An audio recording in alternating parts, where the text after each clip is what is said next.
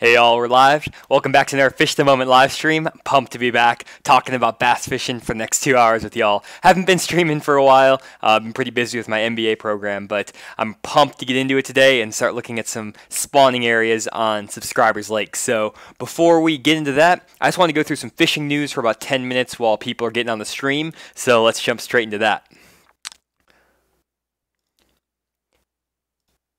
Okay, so first up is some fishing news from my personal fishing over the last couple weeks. I actually had a week off for spring break, and I got to do some fishing on some really good lakes down in central Arkansas. And if you haven't seen my video I posted last week, I actually caught my personal best largemouth, an 8.5 pounder on Lake Atkins in central Arkansas, and I caught it on Alabama rig, and you can see the video right here of me catching this giant bass, and it was awesome to break my PB. And you know, I'm not fishing that much this year. I've only fished probably 6 or 7 times on my boat because I've been so busy with school, and so it's awesome to go out and catch a giant bass with out very much time on the water. So that's just some fun stuff that I've been doing in my fishing. So now let's switch over and see what some of the pros are doing out on the FLW and Bassmaster Tour. So first up, we have the FLW Tour event on Lake Lanier, which was a couple weeks ago, and it was right during the same time as the Bassmaster Classic, which you all know Jordan Lee won back-to-back Bassmaster Classics, which is amazing. And this is the tournament that happened, I think, in like maybe mid-March. I don't remember the exact date here. Let me actually check that real quick. Let's see here. I don't know if I have the. Oh, it was in. Yeah, March 8th is when this tournament was. So Lake Lanier, and Bradley Hallman won that tournament, and he was crushing spotted bass. First, they brought in 23 pounds of spotted bass, fishing a seawall or retaining wall with a single swim bait. And he was throwing a big 4.5-inch swim bait, and he had a 4-day total of 68 pounds. And for the first 3 days, he caught all spotted bass, and then on the last day, he made a big audible, and he went up the river and started fishing shallow with a spinnerbait, and he ended up doing really well on some largemouth up the river. And so it's a really cool tournament to watch. And if you haven't seen any of the coverage from this tournament, check out FLW.com and also FLW's YouTube channel. That's where this footage is coming from right here. And you can see Bradley Hallman catch some giant spots. So awesome tournament there, and hopefully it'll be up on YouTube soon, the full show, so we can kind of see what they were doing. Getting some people in. We got Elite Bastic. What's up, man? JT Bassin. Glad to see you. Looking forward to the channel. And then John Bolton, good to see you, man. Guys, don't be afraid to join in and start commenting on the stream, and you know, leave any comments, any questions you have during the stream, and I'll be happy to answer them. So that's the first tournament I wanted to look at, was Lake Lanier. You know, I really think that Lake Lanier is coming out to be one of the premier spotted bass fisheries in the country. And it's always been really good, but just the number of 4 and 5 and 6 pound spotted bass that we're catching during that week is incredible. So I'm pumped to see more tournaments on Lanier in the future. Next up is a FLW, I think it's a Costa Series event out on Grand Lake. And this is a tournament that was won by, let's see here, let me pull up this over here. Second here. It was won by Chris Jones, and he actually ended up tied with second place finisher Jeff Sprague, and they both had a 3-day total of 47 pounds 13 ounces, and they were both fishing a similar pattern, which was spinner baits up shallow in the backs of pockets and in the dirty water on Grand Lake. And Chris was actually fishing the exact same pattern that Jason Christie used during the 2016 Bassmaster Classic when he finished, I think he finished third place, or second or third place, but he was leading after the first 2 days. And as you can see here, he's just fishing a spinner bait up shallow. And one thing I noticed is that these guys were fishing in water temperatures that were 55 to 58 degrees, and the water was pretty muddy, but they were casting right up on the bank in super shallow water, and they were slow rolling that spinner bait around the backside of these docks and getting up, you know, really shallow. If you see right here, I mean, he's casting behind the wires of these docks and just reeling that spinner bait super slow. And I think he was fishing a 1/2 ounce Booyah spinnerbait with a Yum Pulse trailer, 3.5-inch swim bait trailer, Pulse swim bait trailer. So, you know, catching some really good fish up super shallow. And actually, the first day, Chris only caught 12 pounds, and he was in like 67th place. But he ended up making a big comeback and caught 17 pounds the next 2 days to take the tournament. So awesome stuff. And again, you can check out the footage of Chris and Jeff catching their fish on Grand Lake if you go to FLW's YouTube channel. So that was a really good tournament. Just let this footage roll again. It's just awesome to watch footage of guys who are winning tournaments and getting to see exactly what they're doing. That's the great thing about YouTube. And that's kind of what I try to do with my channel, is show you how I'm catching my fish, and then not just show you the fish catches, but show you the areas I'm fishing, break it down with the graphics, and talk about the techniques so you guys can get an idea of exactly what I'm doing. And also, another thing I forgot to mention, if you look right here, Chris actually caught some fish fishing bridge pilings and the corners of bridges with an Alabama rig. And I actually did the exact same thing on Lake Dardanelle in December, and I made a video on that. So if you guys want to learn more about fishing Alabama rigs around bridges, check out that video on my channel. It should be about like how to fish umbrella rigs, should be the name of the video. So awesome job to Chris Jones on taking the title. So that's just kind of the quick fishing news I had. Both were from FLW Tour. And so now what I want to do is kind of talk about a milestone on my channel, YouTube channel, and talk about a giveaway real quick. And then we're going to jump straight into the lake breakdowns on Kentucky Lake. So if you guys don't know, just this last week, I think it was on Tuesday or Wednesday, I broke 5,000 subscribers on my channel, which is awesome. Thank you so much for all the support, for subscribing, for watching the videos. My channel has exploded. And I remember I think it was January, on one of my live streams, I said at 5,000 subscribers, I was going to do a giveaway for a fishing rod and a bunch of fishing lures. And I thought that that was going to be a long way away. And I thought that was going to be maybe in midsummer, because when I said that, I was only at 2,000 subscribers. But now I'm at 5,000, and the growth has been crazy. I think this month I've already almost gone up 1,700 subscribers. So that's awesome, guys. I really appreciate it. And I'm going to let this footage roll here of Chris. I don't know why I stopped it. I'm just going to let you guys keep watching that too. But what I want to do is walk through some of the stuff I'm going to be giving away during this giveaway. And I'm also going to talk about how you can actually qualify for the giveaway. Before I do, I want to thank Terminator Fishing for the super chat, for the donation, $9.99. Thank you so much. He said, "This is the best fishing channel, bar none, on YouTube. Johnny, when you come to North Alabama, would love to fish with you." So awesome. Thank you, Christopher, or thank you, Terminator Fishing. And definitely, if I'm in the area, I will give you a ring. I'll try to let you guys know whenever I'm traveling around the country, so that maybe we can do a meetup at the boat ramp, or we could maybe have a little mini tournament, kind of like a just a little jackpot tournament. So we can do that. I'll get to all the people comment here too in a second. Let me get through this giveaway stuff, and then I want to read all your comments.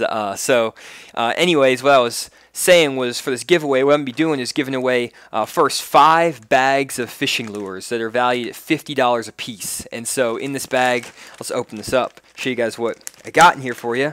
I'm going to pause this because it's about to end.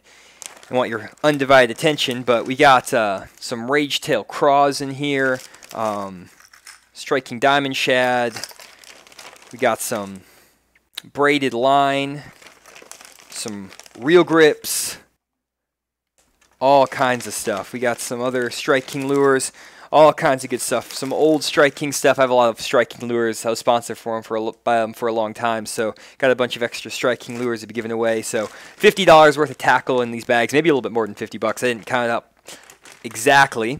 And then the grand prize winner is actually going to win, let me pull this up over here, they're going to win a Quantum Series 3 smoke casting rod. And this is the rod right here, guys. And this is actually my rod that I use for my chatterbaits, my spinnerbaits. And it's a 7'2" medium heavy action bait casting rod. And just like Chris was catching those fish on a spinnerbait on Grand Lake, this is the rod I would use for that spinnerbait. And I have a brand new one in the package, and I'm going to be mailing that out to the winner. And so the way that I'm going to do this giveaway is I'm basically going to have you guys comment on this live stream. This live stream gets posted to YouTube right after it's done. So right when the stream is over, go to the video on YouTube and just comment with what you like about the videos, what you like most about my channel, or maybe something that I've taught you on this channel that you didn't know before, and just make that comment, and then I'm going to select 6 people at random in 1 week. So next Friday I'm going to be selecting 6 people at random from the comment section, and then I'm going to reply to your comment, and I'm going to ask you to send me an email at my email account, fishthemoment1@gmail.com, and just email me so I can get your address so I can ship you either your lures or your rods, and I'll announce the winners of all this on my live stream. So right away, thank you, Joe Ray Signs for his $1.99 super chat. Thank you so much, Joe Ray, always active in the comment section. So let me go through some of these comments. You guys are going crazy. Thank you so much for all the activity here. Mike Bledsoe says, Johnny, I'm new to the channel, and it's awesome, very informative. Thank you so much. Kanan, good to see you, man. Going out fishing tomorrow on Brewer. I talked to Jimmy Kanan, and I gave him some tips, so maybe you should go pick his brain for that. Roman, thanks for the comment on the fish. Dustin, glad you like the information. John, he says, talk to me about beaver soft plastics. I can't figure out how and where to use them. I actually have a video coming out like in the next couple weeks, John, where I did a whole video on fishing a beaver bait. I'll also talk about it in my tackle section. And I have my agenda over here on the live stream. You can see for tackle from 820 to 840, I'm going to be talking about all my favorite baits for the spawn, and a beaver style bait is my #1. So I'll talk about that. Good to see you, Mike G. Let's see here. T.R. Schroeder. I don't know if I'm butchering all these names, but can you talk about jerkbait fishing in dirty water? I will do that for sure when we get talking about Kentucky Lake. Let's see here. Bucket Mouth Bass 5000. Thanks for the comment there. Let's see here. Buzzy, good to see you. Again, Mike G. Rob Pegs. How do you fish 40-degree water temperatures with 18 inches of visibility? Let me get to those comments in the Q&A at the end. I don't want to bog down the schedule too much. Try to keep pretty strict to the schedule, but I'll get to that in the Q&A for sure. Let's see here. Great stuff in the channel from Daryl. What's up, David? Bass Stealer, good to see you. Thanks for the shout outs. John Bolton, again, good to see you, man. Okay, so I'm going through everything.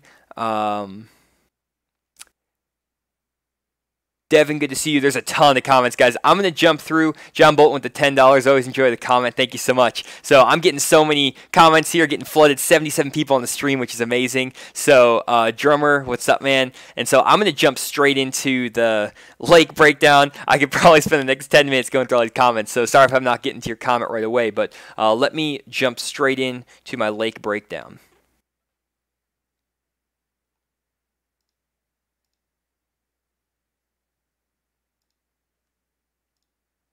Okay, guys, so first up, we're going to be talking about Kentucky Lake. And if anyone is a serious bass fisherman, you probably heard of Kentucky Lake once or twice, and it's a giant impoundment on the Tennessee River. It's an awesome fishery. The Elite Series and the FLW fish there all the time, and it's known for producing giant bass year-round, and most famous for its ledge fishing in the summertime. And I'll probably revisit Kentucky Lake or Pickwick or some lakes like that when I do videos on ledge fishing this summer. But right now I'm going to talk about that pre-spawn, late pre-spawn, early spawn time on Kentucky Lake, and where I'd be fishing leading up to the spawn and during the spawn. And so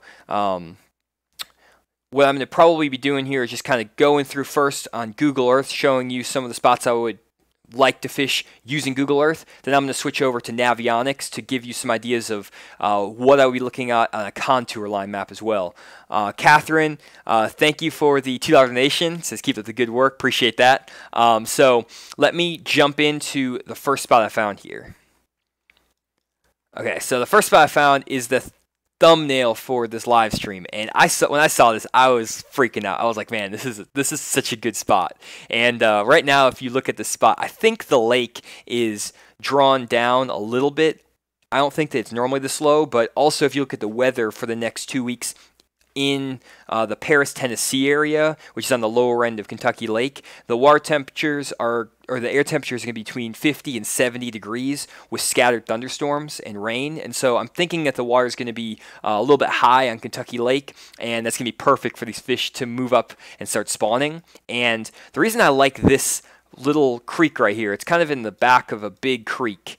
And normally when I'm looking for spawning areas, guys, I want to look for areas that are protected and that are not affected by current or wind. And on the Tennessee River and Kentucky Lake, there's a ton of wind, there's a ton of current on the main lake. And so as you can imagine, if you get a north or south wind, with all this water, those waves can really pick up speed, and they get really big, 3, 4, 5 footers. And so first thing I do when I'm trying to find spawning bass or fish that are in that late pre-spawn, they're moving up to the bank to spawn, I want to look for a protected area like the back of this creek.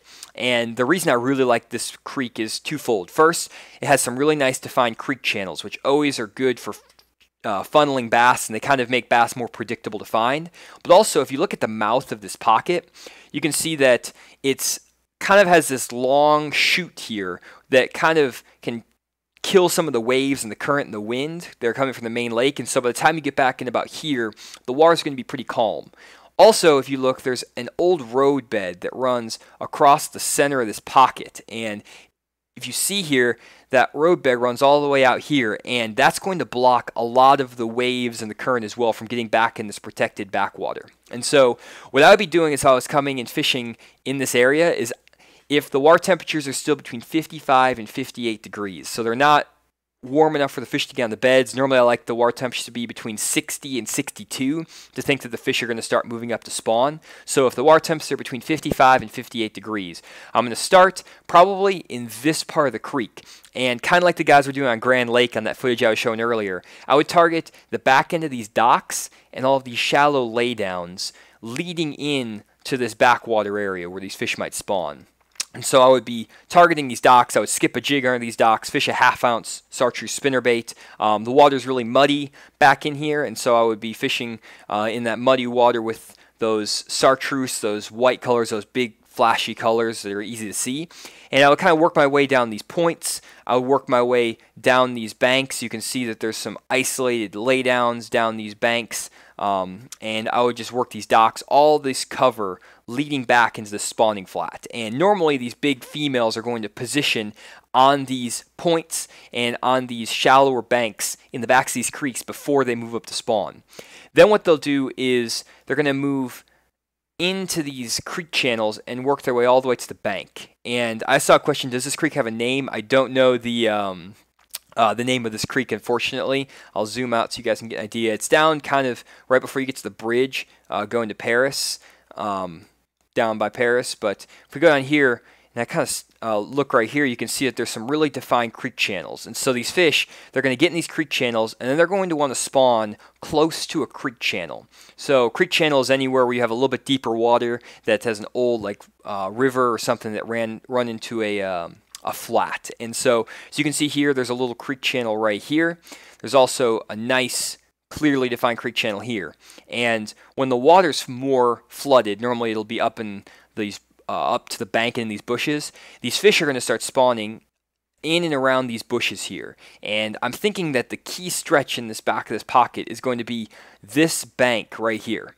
And the reason I say that is because first you have a nice little deep water depression, little ditch right here, and you have this deep water that runs up against this bank. And a lot of times in the spring you're going to get cold fronts, and in the mornings the air temperatures can be 30 and 40 degrees, but then they can warm up to 70 or 80 degrees in the afternoon, and the fish like to be able to pull off into deeper water or into this creek channel when it's cold in the morning, and then they'll move back up when it warms up in the midday. When it gets to be like noon, they'll move back up to the shallow water to continue to spawn or to lay their eggs. And so when that early spawn time is happening, like the beginning of April, when our temperatures are just getting to the 60-degree range, target shallow bushes and shallow laydowns and banks close to creek channels like this one right here. And those fish, again, in the morning are going to pull right off the bank and sit in these creek channels. So you might not get that many bites up on this bank in the first couple hours of the day, but what you'll end up doing is getting a lot more bites at noon, and you'll start catching some fish flipping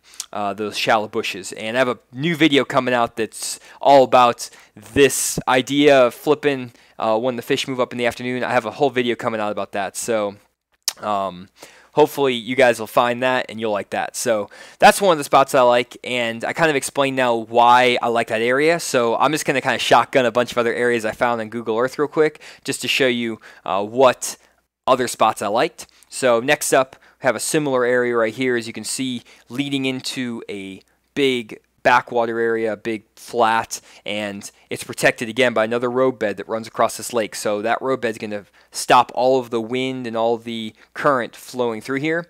And just like the last spot, we have some really nice defined creek channels that run in. So I'm thinking right here, here's a nice creek channel. This bank is going to be money. Right in here where this creek's running in, I'm thinking both sides of this creek are going to be great. Same thing right here. This little stretch is going to be really good. And then leading into this, again, those fish are going to be staging on some of these deeper docks just out from these spawning flats. So just out in front of these spawning flats, so they'll be staging out here off these docks. And one person asked how to catch fish in dirty water on a jerkbait. And docks like this are always really good for a jerkbait, even when the water clarity is only maybe a foot to 2 feet of visibility.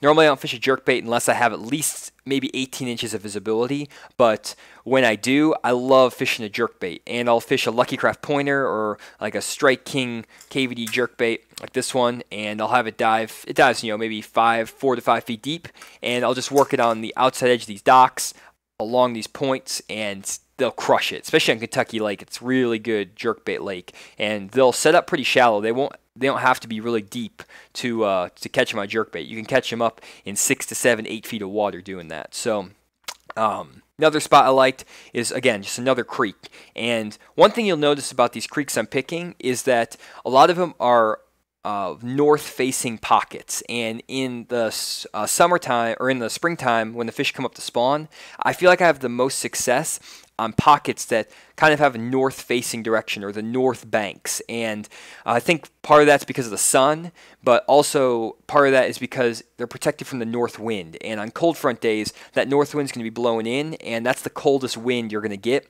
and it'll cool down these pockets. And these north-facing pockets are going to stay warm longer, and so I'm definitely going to be targeting these types of pockets right here. And so again, nice defined creek channel leading in. There's some lay-down logs and some lay-down trees here. Great looking spot. And even right in here, this looks really good back in here. It looks like there might be some grass growing, which is always good for the spawn. Fish love to spawn around grass because the base of that grass creates a hard bottom area. In the spring, fish like to spawn around hard bottom. So this is a really good looking spot right in here too. Let's back out here. I got a couple more spots kind of spread out around this lake. One of them I noticed right here is actually a main river bar, and this is a spot that I would fish, guys, when the fish are still kind of in that pre-spawn mode. Maybe in the mornings when, let's say, the water temperatures warm up to 60, 62 degrees in the afternoon, but in the mornings they're still 57, 58 degrees. Those fish can be tough to catch first thing in the morning when that's happening, and so I like to have some offshore spots that are in the mouth of a lot of these spawning bays, but that are a little bit deeper and a little bit more near the main lake. And this little main river bar here is going to be money on Kentucky Lake, and it actually has some grass up on it and probably some shell beds out there. And the main river runs right here, but this little bar has some protection from that current. It'll kind of create a nice current eddy or current seam, and a lot of pre-spawn bass will probably set up in this little channel and around this island. And you can catch them on rattle traps, on that jerk bait like we were talking about earlier, spinner bait, stuff like that. So really good stuff.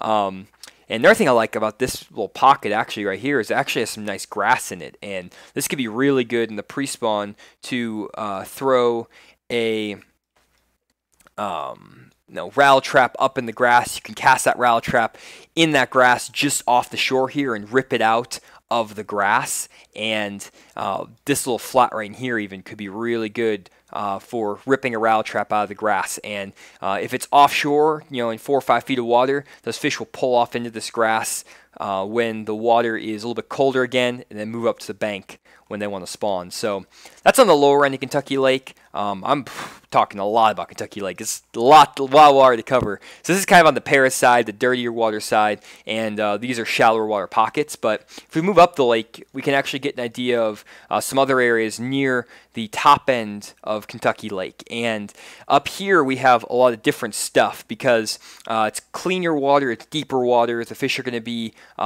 maybe a little bit tougher to catch because of that clearer water, but you might find some bigger fish on the top end of this lake, even though there's a ton of big bass down by Paris. And the first place I loved when I was looking at the map here is this little pocket here. And if you look right here, there's a nice island that is on the main river. And the reason I like these two pockets specifically is because, one, there's some shallow water these fish can spawn on, but two, that current is going to be funneled kind of down this main river channel, and any wind that's blowing from the east here is going to be running straight into this island, and then any wind from the west is not really going to have that much effect because of all the trees here. And so these pockets are going to be really protected. All three of these pockets are going to be really protected from the wind and from the current, and that's what you want in the spawn. You don't want to have a lot of current that's going, or wind that's going to pull the eggs off the beds, that's going to muddy up the water. It's just not going to be a good habitat for these fish to spawn in. And so I would really be checking out these pockets up shallow, flipping these bushes, fishing around these docks with a spinner bait, maybe fishing out off this island with a jerk bait, things like that. That's going to be money. Also, these banks right around in here. So really good looking stuff. Another pocket I really liked was, let's see here, was this pocket right in here. And there's one thing I wanted to point out in this pocket really quick, and it was these north-facing pockets. And if you look here, we're kind of back in a creek, but we have these nice three short little north-facing pockets. And again, those are going to stay warmer in the spring. They also have some really good laydowns, but they also have this awesome rock point. If you look at this point, this is just money. It's like a slate rock point. And again, in that pre-spawn, when those fish are right before they move up to the beds and the water temps are 57, 58 degrees, right there, that rocky little patch is going to be money with a square bill crankbait and a spinnerbait. So I would be fishing that like crazy. And then also fishing all these laydowns. There's a ton of laydowns in this little pocket. So that's just kind of some stuff I found at Kentucky Lake. I'm going to jump to Navionics really quick because I want to stay on schedule. I don't want to get too far behind here. But I'm going to jump to Navionics, show you a couple more spots. Here's another little pocket for anyone who's interested. Same stuff going on. Creek channels, just back of a creek, money. So let me pull up Navionics real quick and we can take a look at that. Okay, Navionics on Kentucky Lake. Now, again, this is a huge lake, and so I'm going to just kind of focus on a couple of the pockets or the creeks that I showed you, and I'm not going to get into huge detail on Navionics on this lake. I'm going to focus on it more when we get to Norfork and to Lake Chesdin in Virginia. But a couple spots that stick out right away when I was looking through here, specifically, here's that pocket where I just showed you. Here's that nice little rocky point I just showed. And again, I'm thinking these fish are going to be spawning back in the spawning bay. But before they do, they're probably going to be staging further out in this pocket. Thanks, Trent Nolan, for the $2 donation. Money. I did say money a lot in that last little segment, so not sure what to say about that one, but thank you, Trent. Appreciate that. Anyways, so a couple spots I really like the look of. Right in here is this this point right here. It's a really steep point leading into these pockets. It's just a really obvious point. You can see those contour lines are really close together. It looks like there's a road bed. I'm not sure if that's accurate. Sometimes it's not accurate, but there's a nice road bed off this point. That looks really good for that jerk bait. Again, like we talked about earlier, that jerk bait off the end of these points is a big deal, especially on Kentucky Lake. And again, here's another little spot. You can see that creek channel runs in right here. You can see those two dotted lines. That creek channel runs in around this point, and that point right there could be money. Again, cranking it, jerk bait. And then the last spot is this little main river bar, or not really a main river bar, it's just a nice point. And if you look out here, you have nice shallow water, then you have a creek channel that runs off the tip of this point. And there's a really nice high spot right here. And gets 9 foot right here, but it drops into 30, and those fish are going to pull up on this little spot. There's probably some shell beds out there, and you can catch some fish with a football jig, especially if the water temps are still like 55 degrees. This is going to be a money spot with a football jig, the single swim bait, stuff like that. So that's kind of looking at this pocket. Now if we move back down that lake, I want to show you guys what that main river bar looked like that I was talking about earlier. It was right here, maybe? Yeah, right here. This is it. So here's that main river bar I was showing earlier where we had that island, and again, kind of showing you what I'm talking about. Here's the main river channel right here, and then creek channels run in here. We got some nice solid creek channels, and then right off the tip of this, we have some good drops right here. It goes from 0 feet down to 20 foot, and right off that point, that's going to be a really good spot in the pre-spawn. Fish it with a football jig, crankbait, stuff like that. Backside of this little area is going to be really good too here, right off this little saddle. This could be really good. So a couple spots to look at. If you guys want to know more about fishing in the pre-spawn and how to find pre-spawn spots on Tennessee River, all these lakes, check out my previous live streams. I did tons of videos on how to fish in the winter and the pre-spawn. That's what all my past live streams have been about, and that's when the water temperatures are between 40 and 55 degrees. And so for this video, I'm going for more of the 55 to 65 degree water temperature range. So that's Kentucky Lake. I'm gonna get to the comments. I see you guys are just going crazy.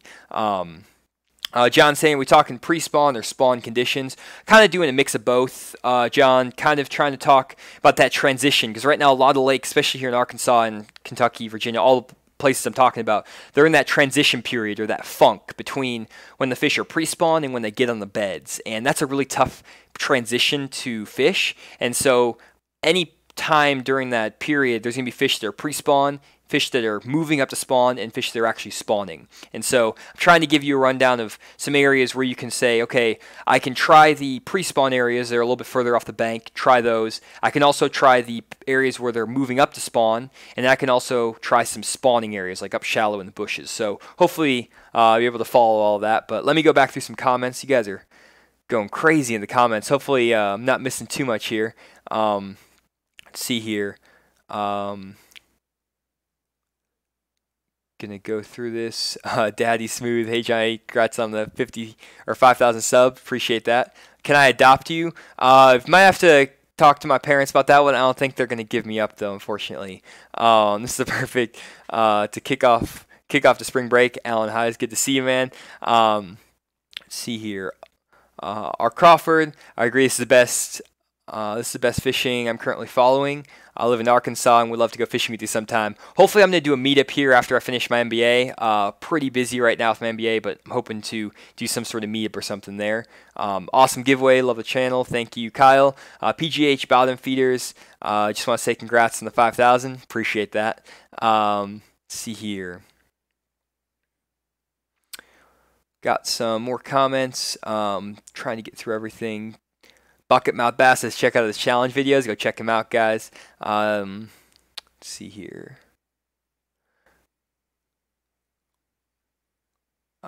Kroomer74 says, as a beginning angler, I really appreciate your informational videos and sharing your knowledge in North Carolina. If you ever are down this way, thanks, Brian. Appreciate it.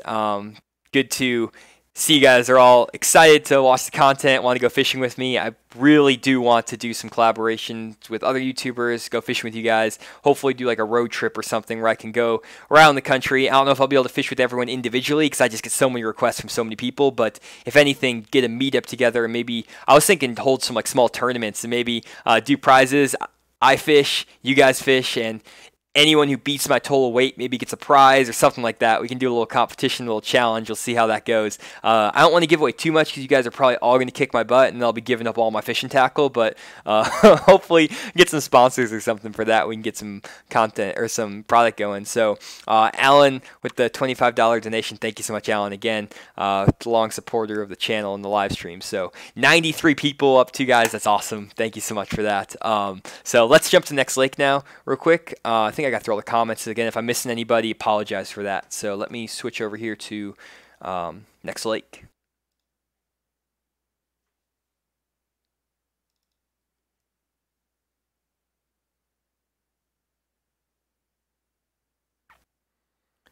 Okay, here we go. Lake Norfork. Okay, so Lake Norfork is a lake in Mountain Home, Arkansas. Arkansas, obviously, where I'm from, so great to be doing their Arkansas Lake. And Norfork is actually the place where they hold the Bass Cat Owners Invitational every year. So Bass Cat Owners Tournament, they get tons of boats, like 300-400 boats to come out on Norfork, and it's crowded like crazy. But it's a pretty good sized lake, so it can hold it. And it's actually right next to Bull Shoals Reservoir. This is Bull Shoals right here. And I fished Bull Shoals before, the Elite Series of fish there. Check out some of the old Bassmaster shows if you want to get an idea of what a lake in this Ozark region looks like. And either way, Norfork is, you know, a deep, clear reservoir. Gets to be 100 feet deep. It has nice rocky banks. It's pretty much all rocky banks. And if you've ever fished on Table Rock Lake or seen anything on Table Rock Lake, very similar look to this. Beaver Lake also very similar look to Norfork. And so just want to show you a couple areas that I like to fish in the pre-spawn on these lakes, and just kind of give you my philosophy on these deep, clear lakes in the spring. There's two ways people go about fishing them. One, you can fish in the deep, clear water, and you can try to sight fish for these fish, and you can find them on the beds, you know, work them for 2-3 hours sometimes, but you can find some really big fish on the lower end in this clear water down on this end of the lake. Really clear, deep water, and these fish will get up in these pockets. And I'll talk a little bit about that here in a second, but you can do that, or you can get in the dirty water, and you can fish shallow. You can blind flip for these spawning bass. You can fish spinner baits, crankbaits. And that's how I prefer to fish, and that's how I've always done the best. And I'm actually kind of like to do a combo a little bit when I'm fishing tournaments. What I normally do is start in the dirty water in the morning, and normally put a limit in the boat pretty quick, maybe in the first like 2-3 hours. And then I'll normally go to the clear water and just focus on catching isolated fish. So I'll look for a 3 or 4 or 5 pounder on the bed, or maybe 2 or 3 in the clear water, and then I'll kind of, I don't know, compensate for my maybe smaller fish there in the dirty water. So I can, again, get a 12-pound limit in the dirty water and then upgrade in the clear water. So let me show you a couple spots that I found in the dirty water here at Norfork. I'll kind of start at the top end where I was looking. So first up, as you can see here, just water clarity wise, you can see the water here is dark. It's nice and blue. That's a sign of clear water. And then we move back in this creek, you can see it gets a lot more muddy and dirty, and so this is obviously a sign of dirty water. And so the visibility on Norfork is probably 5 to 6, 7 feet of visibility, something like that. And the water clarity up in this dirty water river is probably 1 foot to 2 feet. And so first spot that I wanted to show you guys is this little pocket here off the main river. So this is like a kind of a creek bend, I don't know, kind of like an offshoot of a creek. And if you look right here, this is a classic spot that I like to fish on these deep, clear lakes in the springtime. And it's these shallow pockets that have a lot of laydowns and sticks in them. And normally I can catch a lot of fish cranking when the water temperatures are 55 to 60 degrees, and I'll catch them on a spinnerbait, crankbait in these pockets. And then once the water temperature's at 60, I'll fish these same pockets, but fish them slow with a jig, with that beaver style bait we were talking about earlier, maybe flipping a tube. And if you look at this pocket in particular, you can see there's a ton of these like a little chunk rock here, but there's a ton of laydowns in here, and you can see them kind of spread out in this pocket, laydowns everywhere down here. And that's the kind of stuff these fish are going to get on, and they'll stage on these laydowns that are further off the shore, and then the lake's a little bit low in this picture, but when it raises back up, they'll still get on the ends of these laydowns, and they'll just kind of get around that rock, and you can really catch some good fish just blind flipping, just pitching down the bank, pitch every 2 or 3 feet, and when you find a pocket that's full of fish, you'll catch them almost every cast. And that's kind of the trick when you're fishing these lakes, is just to fish the fish pockets and kind of fish fast until you find fish, and then once you get in an area where you catch one, you normally catch 10 or 12. Goddozer, good to see you, man. What's up? And then John says, suggestion here. He says, if you run into the situation where we go over home lake of yours, you should do a video fishing it soon after. If you guys want to do that, and you guys want to make some videos breaking down my home lakes, maybe I can try to do a video on it. And then JT says, love the Atari shirt. Appreciate that. Got to get my nerdy culture out there a little bit. Love some video games. But either way, let me get back to the stream. So another spot that I picked out here was this little pocket here. And one thing that all of these lakes have, these deep clear lakes like Bull Shoals, Table Rock, Beaver Lake, they all seem to have like creeks that have buckbrush and standing logs in the middle of some of these pockets up the river. And if you've ever watched a tournament on Beaver Lake, there's a FLW fishes there every single year in March and April, and you'll see that every year there's a guy who does really well up the river fishing a spinnerbait or a jig up in these shallow flooded bushes. And it's kind of hard to see. I'm going to try to zoom in. It's a little bit hard to see, but you can see there's these little bushes that are sticking in the water, and they'll just be in 1 foot to 2 feet of water. But in the pre-spawn and in the early spawn, these fish will get up dirt shallow, like 8 inches of water shallow, which is awesome. And so they'll really get in these bushes. You can flip in the heart of those bushes and you'll just see the whole bush explode and they'll grab your bait. So I would definitely fish areas like this with a jig, with a spinnerbait up shallow in these creeks. Next thing I would do is I would check this other pocket. Again, same exact deal. You can see a little bit clearer. Here's all these bushes, all these trees. This is all going to be money, and they probably won't be in every single one of these creeks in this dirty water. They'll probably maybe only be stacked in like this creek here, this creek here. It's normally how it goes. I normally don't catch them in every single creek I fish like this, and it normally depends on the water clarity, the water temperature. Some of these creeks, like this creek, could be 2 degrees warmer than this creek for whatever reason. Maybe this creek doesn't get as much rainfall as this one, whatever it is. Another creek that I noticed that it's very similar is this creek back here.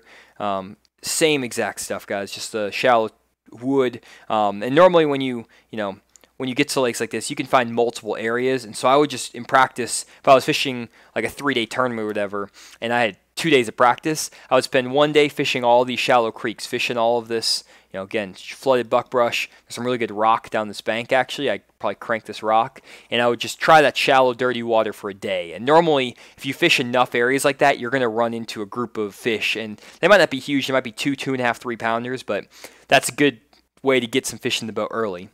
And then once I get done with that, what I would do is start moving to some clearer water pockets, and I would start looking for spawning bass. And the 2018 Bass Cat Owners Invitational is April 13th and 14th of this year, and looks like the weather's going to be a little bit cold leading up to the tournament, but I think the 3 or 4 days prior, the air temperatures are going to be in the 70s every single day leading up to the tournament, and so that's going to push a bunch of fish up shallow. And so what I would be doing if I was a guy in the tournament is I would be looking for protected pockets where these fish are going to be moving up to spawn. And the pockets that really stand out to me are, again, those north-facing pockets for one.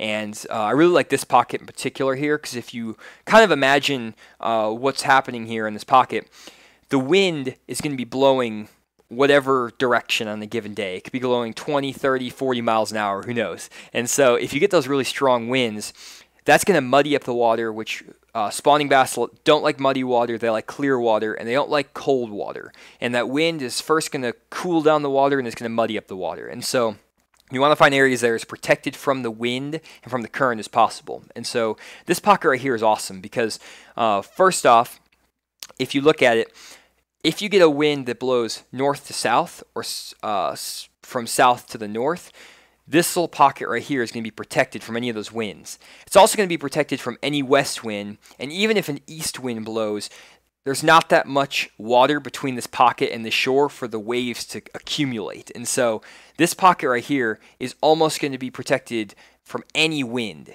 that you throw at it. And it also has some really solid bushes in the water. Like, look at all those bushes. That is just beautiful. And so I would be flipping these bushes, and I'm sure that this pocket is going to be money. So I would fish these bushes, and then I would also check out any pockets that have marinas in the back. And this is the same exact deal, guys. The wind, if it's blowing from the north or the south, it's not going to affect this pocket. There's not enough space for the wind to blow. If it blows from west to east, this whole trees and the bank is going to block it, and the only wind that could hurt this pocket is a east to west wind. But fortunately, even though that wind could pile up in this pocket, these giant docks are going to block that wind, and you're not going to have any wind disrupting this pocket or well, maybe this pocket a little bit, but probably not. These pockets right here and this pocket here as well. These are going to be all protected from the wind, and they all have really good shallow water covering them. Some bushes. There's some little trash piles in the back here. All of this stuff looks so good. Now I would just basically put my trolling motor on high, and the water clarity here looks like it's about 2 to 3 feet, maybe 4 foot of visibility. I would just put my trolling motor on high, and I would just work down the bank looking for spawning bass. I wouldn't even make any casts. And I would just have my polarized sunglasses on, and I would just be looking and trying to find fish that are moving up to spawn in this area. So a couple more spots like that, guys, to kind of give you an idea. Again, nice pocket, protected by a marina. Good from all wind directions. This is going to be a money pocket. Another one right here, same exact deal.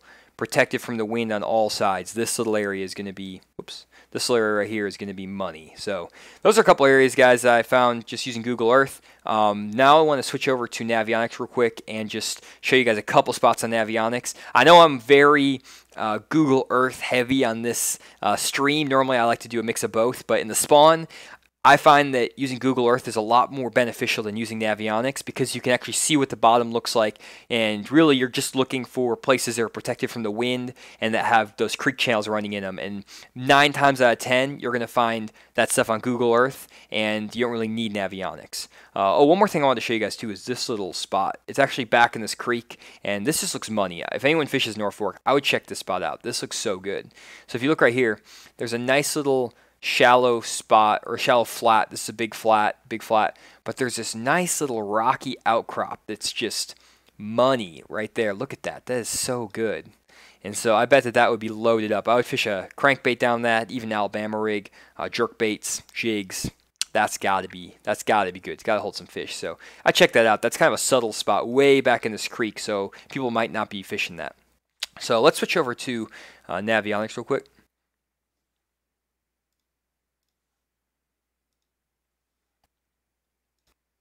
Okay, Norfork. Getting a little bit behind schedule, guys, here. I apologize for not getting all the comments here. I'll get to them all here in a second. You guys aren't flooding me with comments, thankfully. Getting some, but not as much as the beginning, so that's good. But here's a couple spots, guys, I wanted to show you specifically on Navionics that I really liked for pre-spawn fishing. And if you look at Norfork, you can tell that there's a lot of contour lines in this place. Like it's deep, it's clear, 100 feet of water everywhere. And so it's kind of tough sometimes intimidating to figure out where to fish, especially in that pre-spawn stage where the fish are kind of moving back in the creeks and they're not on a deep structure spot like they were in the winter. Like this hump right here is a classic winter spot. We're 29 feet on top, surrounded by 70, 80, 90 feet of water. I would guarantee there's fish there in the winter and in the early pre-spawn. But when the when the water starts warming up, those fish aren't going to be positioned as much on this deep structure. They're going to be in some of these shallower pockets. And so what I like to do if I'm faced with fish that are in a pre-spawn situation is I like to find out where I think the fish are going to spawn. And right away, I think this pocket right here looks pretty good. This pocket looks pretty okay too on this pocket here. So I know that the fish are going to be pulling up into these pockets to spawn. So what I'm going to do is I'm going to look for areas where shallow water meets deep water on these contour lines. And what I mean by that is if you look at these pockets here, you can kind of see like right in here that these contour lines are really close together. They run really tight and it's a deep, sharp drop. But then right here, they start to flatten out and they get spread out. And this means that it's shallower water. And this little transition between the steep bank where the contour lines are tight together to an area where they start to spread out, where they get more flat, that's going to be the areas where these fish are going to get in the pre-spawn, right on that break, right here, and right here. These are those transition areas, and you can catch them cranking on jerk baits, on jigs, fishing maybe a wobblehead. Let's find another one over here just to show you guys. So, same exact deal. Well, maybe. Gotta find another one. It's pretty specific if you look. You can tell. I mean, it's not just easy to find all this stuff all the time, but here's one. It's kind of, well, no, let me find a better one. That's the thing, guys. Like it's not like the stuff, like I'm pointing out stuff and it makes it look easy to find, but sometimes it's kind of tough to find these good looking areas. Here's another one right here. And that's why I think sometimes it's really good to learn how to use Navionics, because if you can figure out what the fish get on using Navionics, and you can like maybe catch a fish down a bank, and you can study the map. And let's say we got a fish on this bank here, and we caught it right off of this point. And we're like, okay, awesome, I just caught a fish on this point. What does that mean? Well, if you look at this spot, right away you can tell these contour lines are really tight together here, and they start to spread out as you move around this point and move around the back of this point. But then they start to get closer together right here. So you have that shallow water, deep water. And that little point where that deep water swings in, that's a money spot in the pre-spawn. It's going to be good. You're going to catch good fish there. And so if you catch a fish on this spot, all you have to do now is take your navionics and go around these creeks and say, okay, well, let's replicate that in these pockets. Not seeing anything really good around here until, boom, right here. Another same exact situation. Contour lines are close together, then they start to spread out in this pocket, and then they come back to being deeper. Right there could be a really good spot to check out. Move back up the lake, just kind of going quick here. I'm probably skipping over a bunch of good examples, but normally I just kind of do this on my graph when I'm fishing. I literally just scan around these pockets and just look for stuff that I think looks good, that looks like would be a good spot. Here's one right here, actually back here. This looks really good here. If you look, that creek channel runs in against this bank, and then it cuts back to this bank, and right here, those creek channel or those contour lines swing in against this bank and then swing back out. You have shallow water here, deeper water here. This little spot where it goes from shallow water where the contour lines are spread out to those more condensed contour lines, that's going to be the spot where they're at. So hopefully that makes sense.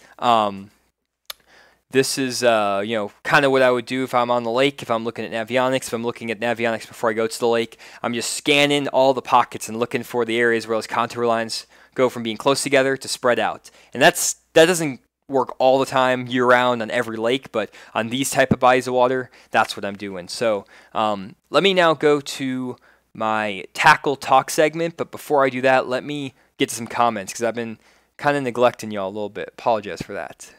So JT Basson says, what would you recommend I do for finding bass from the bank in the low to mid 40-degree water? I've been struggling as of late. So JT, what I'd be doing is I would be looking for areas from the bank that have the deepest water close by. And if you don't know if there's deep water close by, there's two things you can do. One, look for banks that are straight up and down, vertical. Those are called bluff walls. And if you can get areas where the basically the water goes from 0 feet to 30 feet or 40 feet or 60 feet, whatever it is, right off the bank. So it goes from 0 feet of water to 40 feet of water within 2 feet of the bank. Those are going to be your best areas when the water temperature is really cold. So because you're fishing from the bank, you don't really have the luxury of getting on the offshore structure, which is where a lot of the fish are. And so you have to really focus on finding that deep water close to the bank. And so if you find areas like that, I would fish those areas with a jig, with a Ned rig, or with a jerkbait. And I would just really work those areas hard where you get the deep water. See here. Pat, good to see you, man. Bass Monkey said, find the magic on Modesto Reservoir. Send me an email, bassmonkey, at my email account, fishthemoment1@gmail.com. Let me know the name, the state, the county, water clarity, water temperature. And I know that lake has navionics, so you're good, but make sure it has navionics. And if you send that to my email account, I'm going to add it to my list, and I'll be showing it on the live stream. West Coast Bassing, good to see you, man. Let's see here. What would a lake bottom turnover?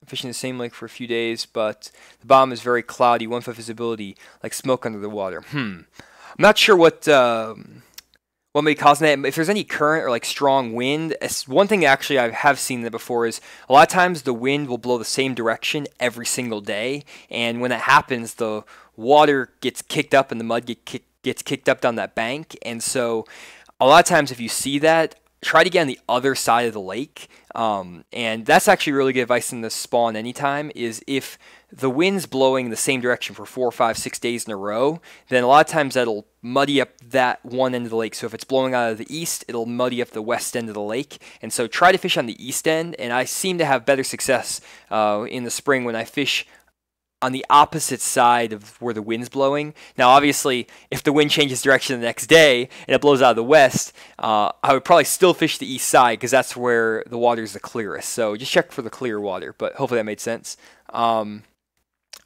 Lee says, nice video like always. live on Pickwick around Florence, come on down. Plan to make a trip to Pickwick hopefully this summer, so I'll definitely let you guys know if I'm going there. Artie, good to see you. Hopefully you enjoyed the play there. Hopefully your wife did too. Pat, fishing shallow natural lake with almost no structure, all cover, heavy grass, some wood and docks. Leather stain 50 degrees. I'm catching a lot of numbers, but not cracking the 3.5 pound range. One thing I would do on those natural lakes that have a lot of cover, heavy grass, if you're catching a lot of small fish, they're probably the male bass, and they're probably the fish that have moved up shallow already. And so if you're fishing shallow or near the bank, those male bass are going to be going crazy up shallow. But what I would be doing is fishing a little bit further off the bank. So I would either find the heaviest grass that's maybe 10 to 15 feet off the bank, or maybe even 10 yards off the bank. And I would be flipping a heavy jig in there or punching that grass, and I would try that first. If not, then I would get on a grass flat, and I would find an area where you have scattered grass, and I would fish that with a rattle trap or with a vibrating jig, and try to fish the grass that's off the bank a little bit, because those fish are probably staging in the deeper grass offshore before they move up to spawn, and what you're probably catching are all the males that have already moved up but haven't, the females haven't made it up to the bank yet. See here. Lee says, giving some comments. Thank you, Lee. Appreciate that. Also, thank you for the donation, $14.99. Really appreciate that. Artie says, how do I fish a lake that's completely full of cover? There's a lake near me with trees everywhere, and trying to figure out how we can eliminate unproductive water. And actually, I'm doing a video. I'll be posting that hopefully this weekend, where I fished the lake just like that in central Arkansas, and the water was really high on the lake actually, and it was like 15 feet, 20 feet back in the trees, and there was grass everywhere, buckbrush everywhere. I mean, it just looked awesome. But it's almost overwhelming where you have too much cover. You don't know what to fish because there's so much stuff everywhere. And so when that happens, what I do is first, I cover as much water as possible. Normally when you get on lakes that have a lot of cover, even though you'll fish the same exact looking bush on one of the lake, you could fish the same bushes or looking bushes, same looking banks for 3 hours, and then all of a sudden you'll hit one little patch where the fish are just loaded up, and you'll catch a limit of fish in a 10 to 15 yard stretch. So what I would do is I would start covering water with either a spinnerbait, a vibrating jig, or I would just pitch like a jig or a beaver bait or a tube, but I would pitch it every 10 to 15 to 20 feet, and I wouldn't fish very methodically. I would just pitch my bait in there, let it sit for a second, pull it back out, and make another pitch, and just cover as much water as I could. And normally what I'll do is try to fish, 3, 4, 5 miles of bank that look identical, and normally you'll hit a little stretch where you catch them, and that's exactly what happened in that video I'll be posting, where I fished grass, like miles of grass. I fished for grass for 3 hours, never got a bite. Then I found one little group where I caught a 4.5 and a 3.5 on back-to-back pitches. It was crazy, and I caught a couple more fish too there. So they really do group up in those areas, and they'll normally, be stuck in those couple small spots. So cover water, fish fast, and just eliminate as much water as you can by fishing fast. Let's see here. Colton says, I've always wanted to fish Norfork, but it's such a long drive from Fort Smith area. This makes me want to fish it more. Definitely would recommend getting up to Norfork or to Bull Shoals either way. Also, if you're in Fort Smith, check out Kerr Reservoir. I know you probably fish it, but Kerr, that lake is insane. You can crack 20 pounds in the spring there every day you go, just fishing down the bank. It's crazy. Joe says, you have the best fishing channel around. I know you're busy with your vids, but have you ever fished Harris Break? I have not, actually. It's very close to my my parents' house, actually. I've never been out there, though, because it's just so stumpy, and there's other lakes in the area that I like to fish, but I didn't want to take my fiberglass boat out there. I didn't want to take a steel rod that these crappie guys put into the side of my boat, so that's why I haven't been out there. But if I ever get an aluminum boat given to me, or I buy an aluminum boat or whatever, I might head out there, so... Robert Phillips says, I love your breakdown videos. Hope to see more of those. I don't know anyone else doing that. Really helps me grow in thinking about the game. Thank you so much. Appreciate that, Robert. I really love doing those videos. They take a long time to edit, to make, especially with my grad school stuff.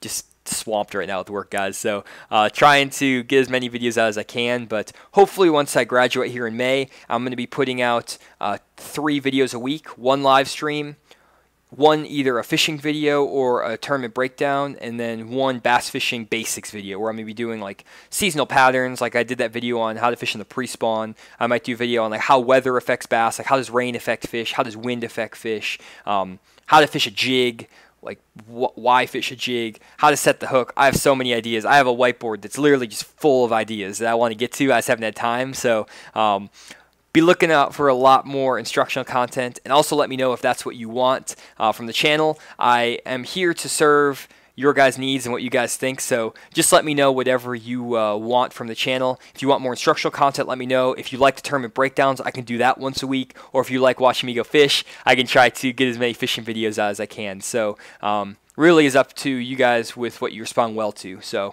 appreciate that though. Nathan Mulder, good to see you, man. If it isn't John Schultz, professional bass fisherman, great channel, bud.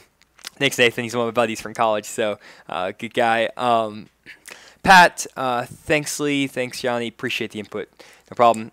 $50 donation from Gazdozer. Good to see. Thank you so much for that. Really appreciate it. Raising up on the top donation there. We got another at the $50 mark. No one's broke $50 yet though. Still stuck at that. We're gonna fill up with $50. Can't complain about that at all though. But you know, if anyone wants to break that top donation mark, I wouldn't complain. Let me get a drink real quick.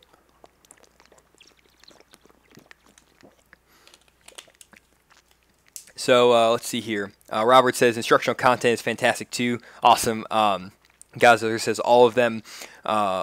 You have a good mix. So appreciate the feedback, guys. Trying to put out as much content as I can that's different, and I like making new styles of videos. I don't it's kind of boring to just make the same fishing video every single day. That's what a lot of people on YouTube are doing. They just make the same content, the same exact video over and over, and so I try to mix it up and give you guys a lot of different content because that's what I like to that's what I would want to watch if I was going to watch a YouTube video. So anyways,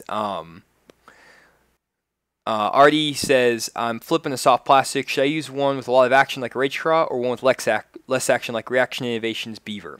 That's a perfect segue, Artie, to my tackle segment. So let me go transition to that. So that's actually a really good transition. So let me get that pulled up here real quick. I know I'm kind of running behind on my schedule here. I apologize for that, but getting the Q&A in. I really appreciate all the comments and people talking, so I think it's working out well. But let me talk about some tackles that I would use for spawning bass and for flipping. So to answer your question specifically about the less action or more action, in the spawn, I kind of have mixed opinions about my soft baits.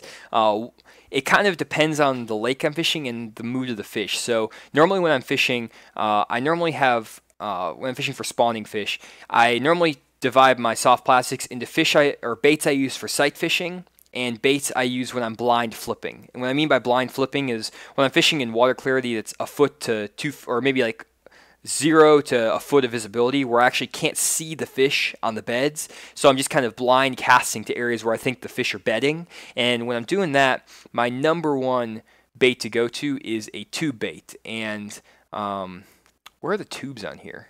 Oh, here we go. I'm blind. Anyways, so my favorite tube bait is a Strike King bait. I fish a lot of Strike King lures. Used to be sponsored by them. So got the Strike King Denny Brower tube. So right here, this is just an awesome bait. I fish it in the black neon color. It's my go-to tube, and you've seen that in my videos. And what I'll do is I'll insert a rattle in there. And the reason I like that tube is because I can put that rattle in there, and when those fish are spawning, I think they really react well when I put that bait in there and that rattle is shaking in their face. They really like that. And that black neon color is good in that dirty water. So I'll normally have a black neon tube rigged up. You've seen that in my videos, I'm sure. And then for creature baits, I normally fish, like you said, Reaction Innovation, Sweet Beaver, good bait. I'll normally fish it in, again, black neon with this tail, this dyed tail. I love this color. Black neon is my favorite color when I'm flipping. And so I'll fish this 4.5-inch one, and I'll just flip it. Again, same place I fish the tube. Normally, when the water is a little bit clearer, I'll go to this beaver, and I'll also flip it in a green pumpkin color. So let me find something that's like that. I just kind of pick random colors. I kind of like Dirty Sanchez. Not the best name for a fishing lure, but you know, it's a good color. I don't know about the name though, but it's a good color. Uh, the couple are green pumpkin, reds, pretty solid color as well. But I like that beaver bait when the fish are a little bit more lethargic because they're not really wanting to come up and just grab the bait. So when I'm fishing for active fish, I like that tube when I drop that bait in there and they're grabbing it right away. Or when the fish are kind of locked on the beds, so I can pitch that bait in there and I know the fish are on the beds and they're locked on. I can kind of shake that tube in place and I'll pitch it in there, let it sit for 3 or 4 seconds, shake it, move it a couple inches, shake it, and that really works well. But when those fish are kind of in that transition where they're not aggressively feeding and they're not locked on the beds, they're kind of in between where they're kind of just cruising around, the beaver bait is my #1 bait for that, and they seem to bite this better than a really aggressive tube bait. Kind of talking about the bait with all the pinchers, like a craw, like a striking rage craw. When I am fishing in dirty water, and again, I think the fish are active. Normally, the fish are active when it's 58 to 60 degree water temperature, right before they really start to spawn. I'll fish a rage craw, and then last up, I'll just fish a Gary Yamamoto Cinco in the black and blue gold flake color. You guys know what Cincos are. I don't need to probably find it here, but I'll fish a Cinco as well. So that's kind of what I fish when I'm blind flipping. But then when I'm trying to fish a let's say, oh, here we go, soft stick baits, that's what I was looking for. When I'm trying to fish for spawning bass specifically, where they're on the beds, I know they're locked on the beds and they're spawning, there are really 3 baits I throw. And the first one that I throw is a Strike King Ocho in the 4-inch size. Let me scroll down here and find that real quick. Strike King Ocho. This is the bait that Jordan Lee just used to win the Bassmaster Classic, wacky rigging it. And I like the 4-inch size in the Okeechobee Craw color. That is my go-to color right here. And I'll fish this bait, and there's 2 ways I rig it. One is I'll rig it with a wacky hook, wacky rig, or I'll fish it on a drop shot. And those fish really like that 4-inch Ocho, and I'll pitch it in the bed, work it either on that shaky or on the wacky style rig, and I'll let it sink to the bottom. I'll work it up 2 or 3 feet, let it sink back down to the bed, work it up a couple feet, let it sink back down. That always seems to work well. Or sometimes I'll work it on the drop shot, same deal. So that's my probably my #1 spawning bait, honestly. Second is a Strike King Rage Craw, and I like it in the 3.5-inch size, the smaller one. Let me find it. Sorry for not having baby Rage Craw here, the 3-inch size, and I'll fish it in a white color. And I like that white color because it's really easy to see, and I also like this 3-inch craw because I can put a big hook in it, and that hook comes to the very end of this bait. And a lot of times what will happen in the spawn is the fish will pick up the end of a bait and they'll just move it out of the bed. They don't want to eat it, they just want to move it. And so a lot of times if you have a big bait and the hook the hook point comes to the middle of the body of this bait, they'll grab the end of the bait, they'll start to move it, and you'll set the hook, and you'll miss them because they don't have the whole bait in their mouth. And they never do, a lot of times, take the whole bait in their mouth. And so I really like this smaller profile bait because I can get the hook, like a 5/0 hook that goes right in the nose of this craw, and I'll pitch it in there, and they'll come in there, and they'll just grab the end of it, but when they grab the end, they have the hook. I set in them, and I catch them. So really good deal there. And then the last bait I really like is the Strike King Shell Cracker for the exact same reason. Let me find that. Or this bait's kind of the same thing. It's easier to find. It's the same exact bait, basically. It's the Warmouth, the Big Bite Baits Warmouth. Same exact idea. Has that bluegill profile, but I can put a 5/0 hook in this bait, and I can have it come right to the tail of this bait. And they'll come and they'll grab this tail, they'll grab it right here on the end, and it's really good because they'll get just half the bait in their mouth sometimes, and I can still get the hook in them. So another really good bait. So those are the baits I like when I'm spawning, fish are spawning. As far as a hook I like to use this Gamakatsu, either the super heavy flipping hook or just the normal one. Let me find the normal one. The heavy cover flipping hook. Either if I'm flipping with braid, I use a super heavy.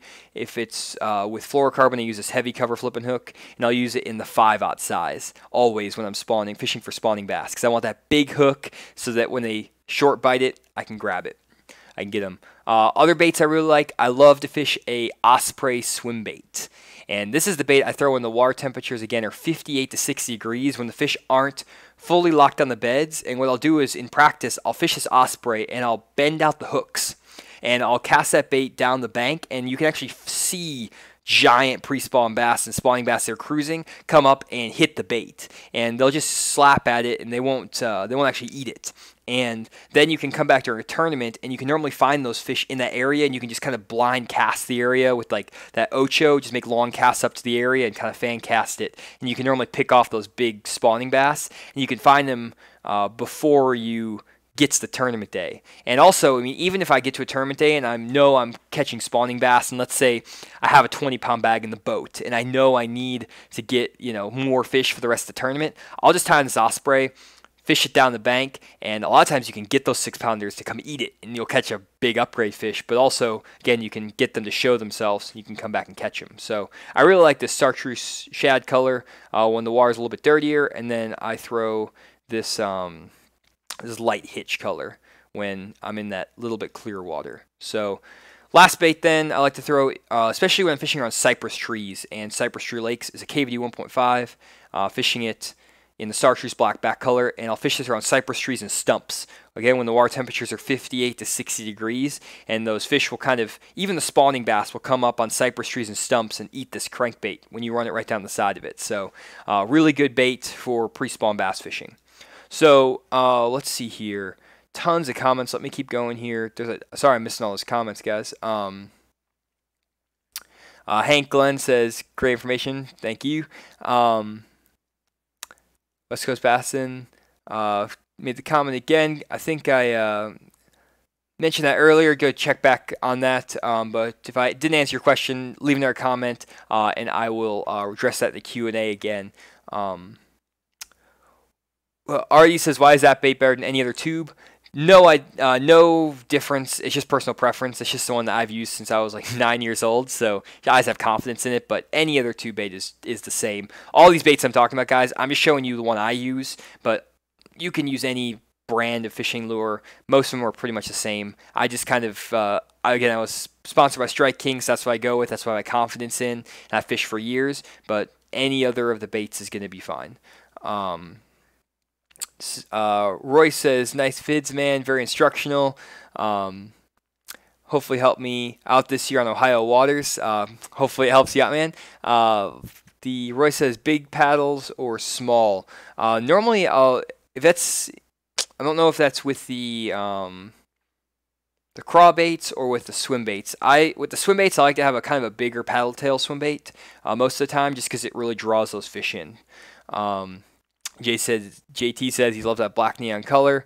He also said he likes the Texas Rig Speedworm. Let's see here. Awesome job from Thomas. Thank you, man. Ryan says, just subscribed this week, and I'm addicted to your channel. Completely blown away by your knowledge and how you explain everything. Thanks for all your hard work. Thank you, Ryan. Really appreciate the comment and the feedback. JT says, that's why I don't encourage people to set the hook right away on bedding fish.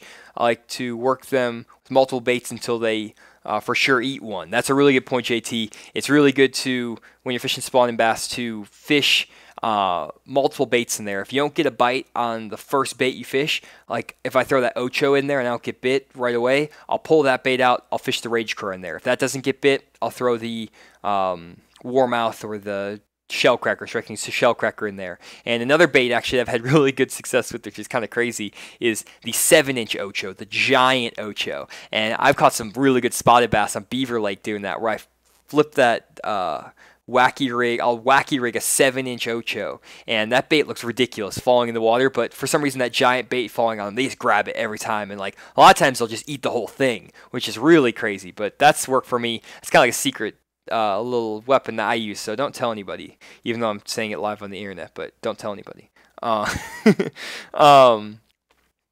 Going over some other stuff, Artie said, a bunch of old timers say the only color you need in jigs and plastics are black and blue and green pumpkin. I completely agree with that. I'm colorblind, so I can't not tell the difference between watermelon or green pumpkin. Baits, I can hardly tell the difference between a brown jig, a black jig, can't see purple, any of that. So I can't even really see red. So when I'm fishing baits, I like that black neon tube. That's just the color I like. But otherwise, I'm throwing green pumpkin jigs and black and blue jigs. I'm fishing green pumpkin soft baits. I'm fishing either green pumpkin or black and blue. That's really it. Sometimes I like the black neon as opposed to black and blue. Not really. I don't think it makes a difference. I just like black neon because it's a confidence thing. But really, if you look at my tackle box, actually, let me pull up my tackle box. I'll show you guys that real quick because I think that's pretty interesting.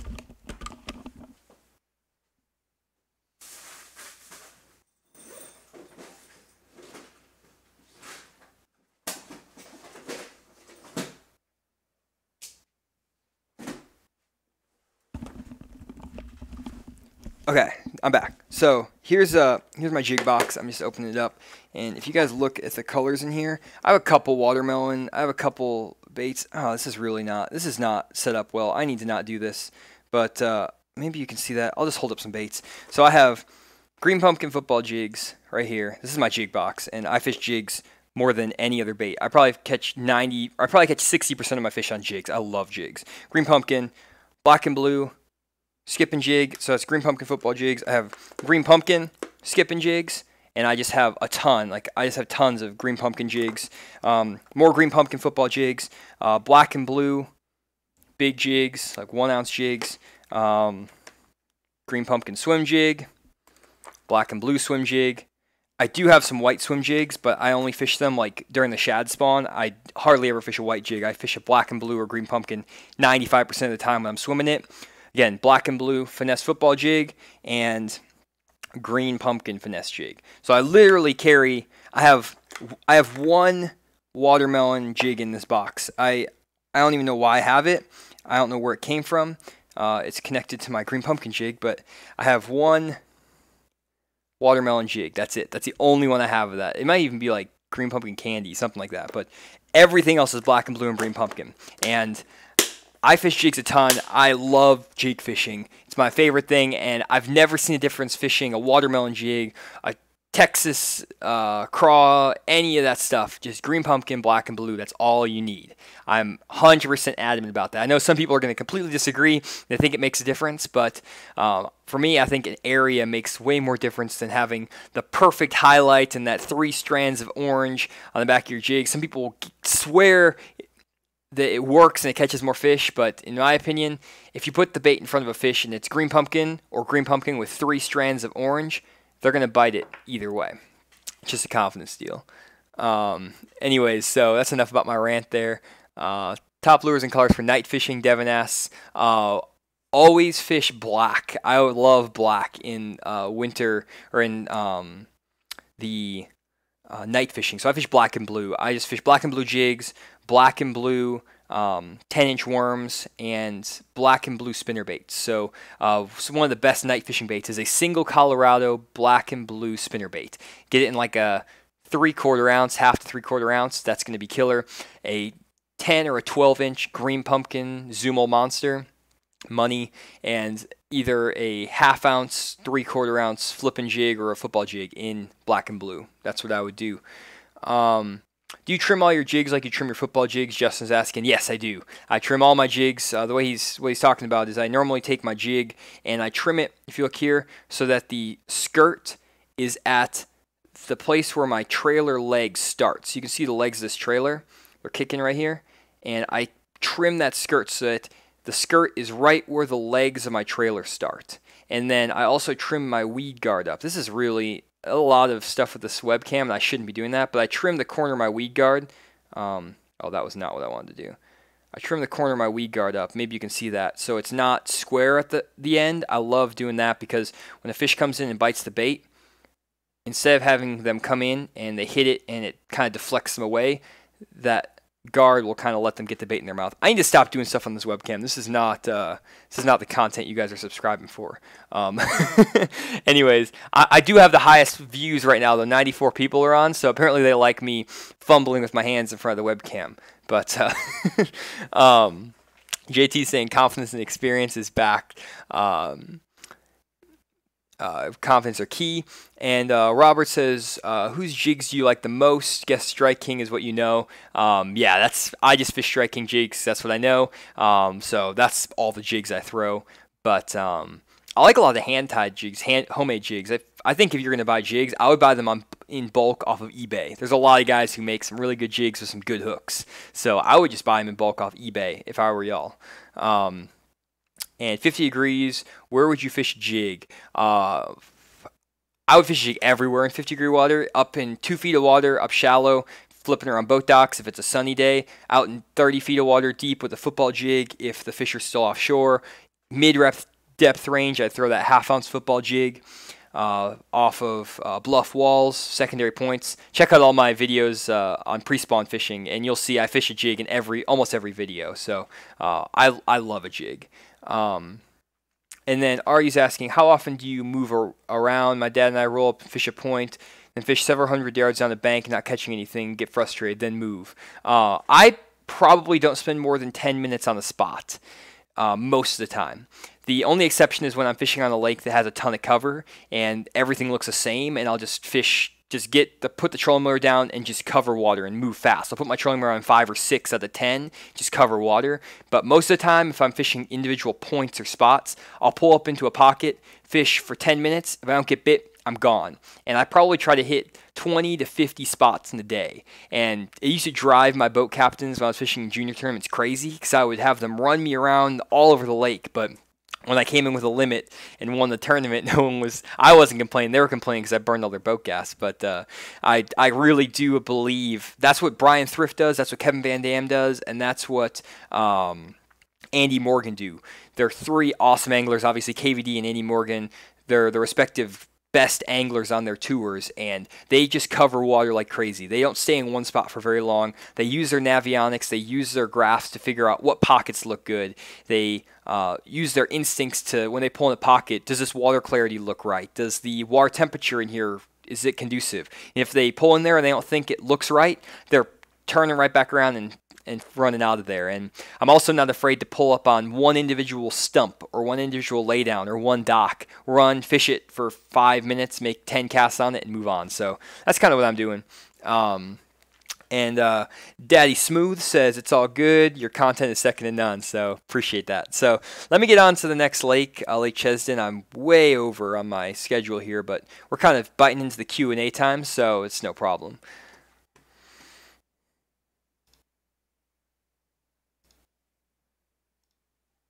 Okay, let me pull up Lake Chesdin. So Lake Chesdin, this lake looks awesome, guys. You have no idea. It looks so good. Let me pull up something real quick. So Lake Chesdin is in Virginia, and I got this again from, I think it was from Facebook. Sorry for not getting the names of everyone. I think I wrote down the names. People, I should be saying that, guys, and giving the shout out to who suggested these lakes. Kind of neglecting that, but Lake Chesdin was Josh Lavelle, and so that was off of Facebook. So thank you, Josh. And he also sent me I think he sent me a message as well on my email. But Lake Chesdin's in Virginia. It is a water supply lake for Petersburg, Virginia, and it's a 3,000-acre lake. And so just looking at the lake, you can see that there's some shallow grass. There's some clear water on the lower end, dirty water on the upper end. Great looking lake. And so let me just kind of dig in real quick on Google Earth and show you guys what I'm looking at. So, whoa, okay. So first up, we have some really nice looking pockets here. These pockets, let's go back north. These pockets are really good because, again, they're north-facing pockets. And right now I'm going to talk about areas I would fish in the spawn and also in the pre-spawn. But right now, using Google Earth, let me just assume that the fish are going to be moving up to the beds pretty soon here in Virginia. Air temperatures between 50 and 70 degrees over the next couple weeks with some rain. So these fish should be getting close to moving up to the beds, so move up to spawn. So here are just some spawning pockets and some spawning areas I like to fish. And then I'm also going to backtrack using navionics and show you guys some areas out in front of these spawning areas that also could hold fish if the fish aren't quite up in those pre-spawn or in their spawning locations yet. So first up, you have a couple little pockets here. I like this pocket because, again, like we mentioned earlier, it's pretty protected from all the wind. If you look, the only wind that's really going to affect this is a south east wind. It's pretty much protected from the west, the east, the north, pretty much every wind direction. So as long as you're not getting that strong southeast wind every single day, or southwest wind, yeah, southwest wind every single day, this pocket should be pretty protected. It's got some really good shoreline cover, some grass in here, which looks awesome. Those fish love to spawn around that grass. And they also will pull up like on these points in this grass. You can catch them on a chatterbait or on a swim jig through this grass when the water temperature is between 55 and 60 degrees, maybe spinnerbaiting it too. But I would really check out around these docks, in the backs of these pockets, and I would just fish that grass slow with a flipping, beaver style bait, flipping a tube, stuff like that. Good looking stuff. Another pocket that looks great is this little pocket back here. And again, same deal. Nice pocket in the back of a creek. It's protected from all directions of the wind except for that straight south wind, but if you look, we got some nice docks here. They're going to protect this pocket from that strong wind. And so this pocket's going to stay clean and it's going to stay warm. And it's a north-facing pocket. This right here too. These two little pockets are going to be really, really good on Lake Chesdin when the fish move up to spawn. And they're going to be getting right up on the bank here in this grass and spawning on the edge of the grass, back in the grass. So I would be throwing my bait all the way up to the shore and working all the way out to the edge of the grass, and even fish it 2 or 3 feet off the end of the grass, because sometimes they'll spawn out in 2 to 3 feet of water out in front of that grass. Sometimes they'll spawn in the middle of the grass. Sometimes they'll spawn on the shore. So good looking pocket there. Another pocket that I saw is this one right here. I really like this pocket because if you look at this creek, it's the kind of the same deal we dealt with before, where the only wind that can really affect it is kind of like a southeast wind, but there's even less water that is between this bank and this little pocket back here. So north wind, you're good to go. That wind's not getting to it. East wind, west wind, you're good to go. So this is a really protected pocket from the wind. We're just going to keep the water clean, keep the water warm. And so these little stretches in here, this whole area, really this whole area is going to be really, really good. Now I would be fishing this grass in here. Again, same kind of tactics, flipping the grass, fishing a chatterbait, spinnerbait through that grass. This all looks really good. Good protected pocket. We'll also talk on Navionics how to find spots out in front of this. So there's probably some fish they're going to stage on some of these points here before they move back in this pocket. So we'll talk about that in a second. Another spot I really like is this creek right here. Specifically, this area right behind this island.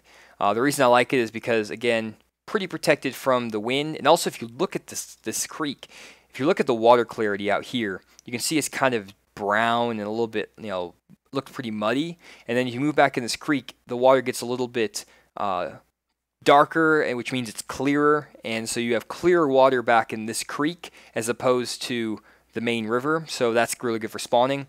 And this little island right here provides great protection for this little pocket.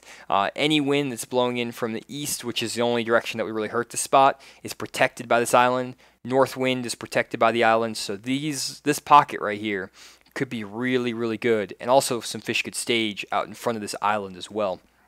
I really like this set of docks here. This could be a good pre-spawn area as long as the jet skier doesn't drive their boat up on top of you.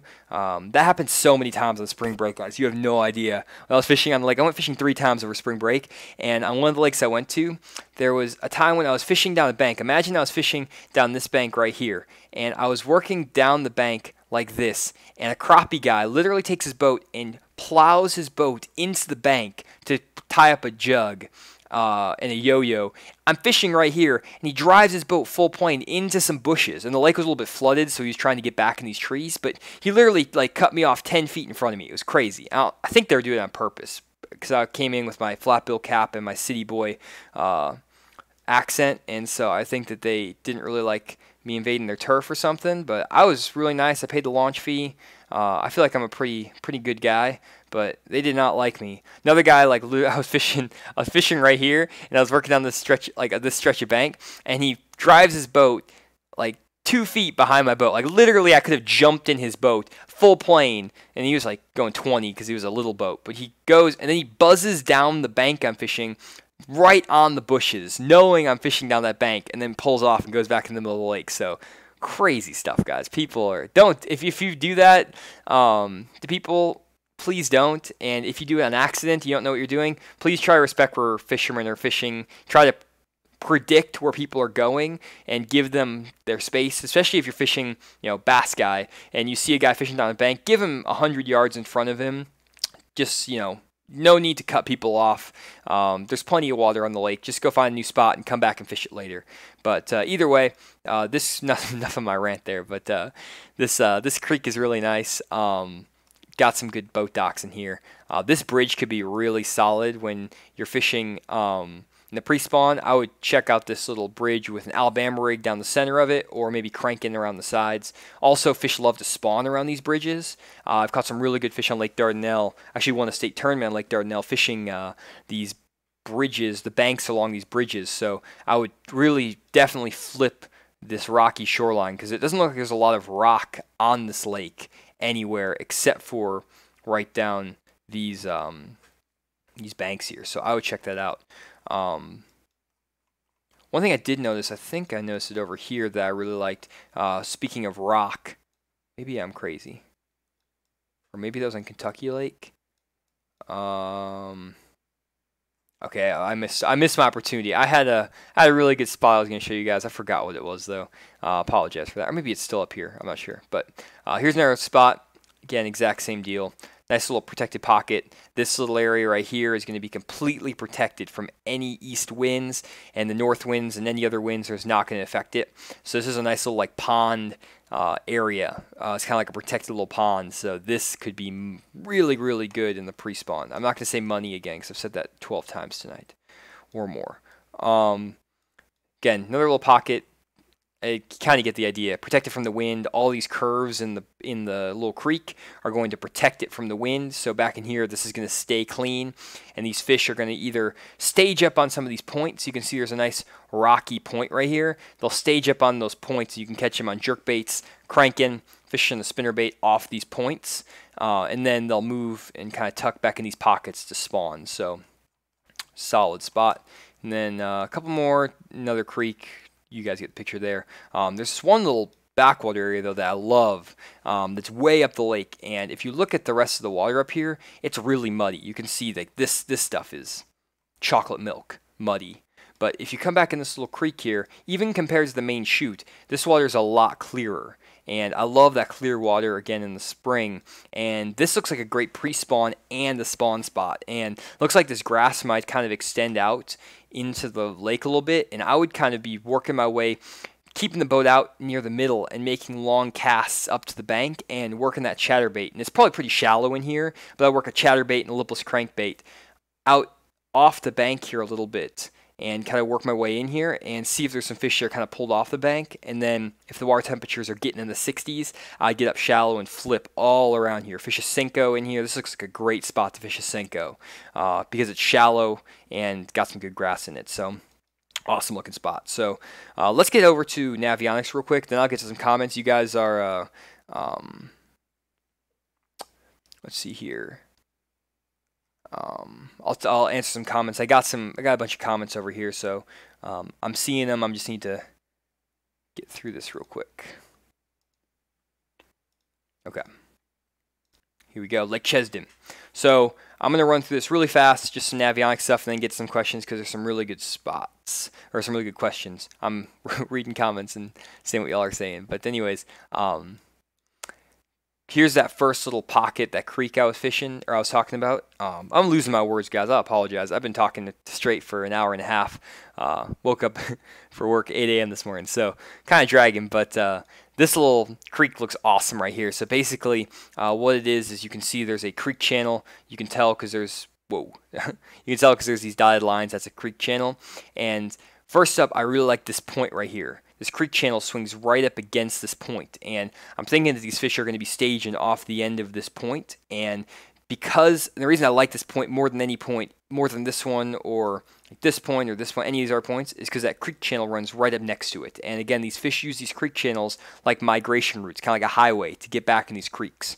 So I would be hitting this point with a Carolina rig, with a deep diving crankbait, maybe fishing a jig down there if there's some rock or brush. And I'd be looking off these points for brush. And then I'd also move down this bank and I would really start fishing like maybe an Alabama rig off the outside edge of that grass. That's one thing in Virginia the guys are probably not doing, but we do all the time here in Arkansas, is literally take an Alabama rig and you can cast it up on the edge of grass in 3 feet of water and start reeling it immediately and just kind of get those fish that are sitting just off the grass. And I've had days where I go to Lake Dardanelle and I'll be fishing down a stretch of grass that I'll be flipping later in the year when they're spawning, and I'll cast my Alabama rig almost in the grass and reel it right when it hits the edge of the water. And I've caught 25-pound bags doing that. And my boat's sitting in 10 feet of water. I'm casting up to the grass in 3 feet, and so they'll stack up on that stuff. And it's stuff that people don't do. It's just like it doesn't seem like something that would work, but it really does work. So check out this bank, and normally that works best on banks that are kind of like this, where you have that channel swinging up against the bank. Here's a channel, and that channel runs right up against the bank. You can tell it does because you can see those contour lines are really close together. So good looking spot. A couple more spots kind of similar to that. Here's another little point that has that creek channel running right up against it. Same deal right here. 2 nice points with creek channels running up against them.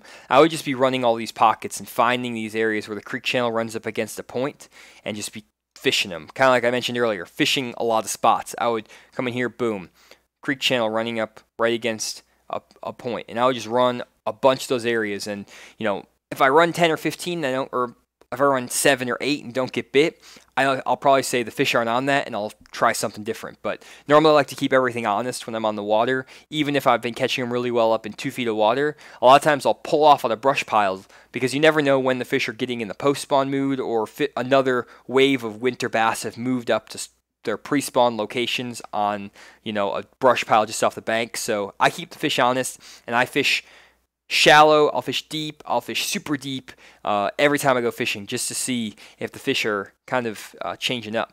Another spot I like that's kind of a offshore spot or a pre-spawn spot is this little island, and if you can see here, there's actually this point that sticks out, and there's a high spot right here.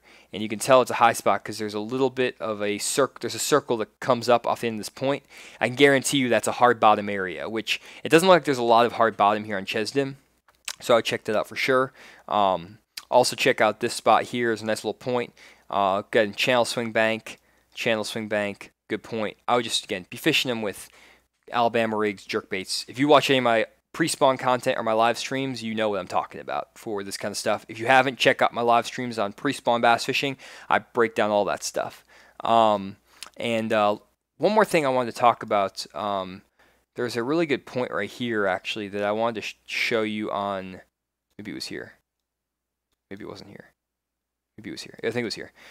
This is a really good point right here that I think could be a really good pre-spawn / winter spot. So if the fish aren't as far along as I think they are in Virginia, here's a really good winter spot. It's a main lake bank that has a creek channel that runs right up against it, and this creates a bluff wall. And what these fish will do is, even though they're probably not going to spawn on these banks, they'll still get on these like main lake little points and little turns, and the creek channel swings up right against this bank and then cuts off.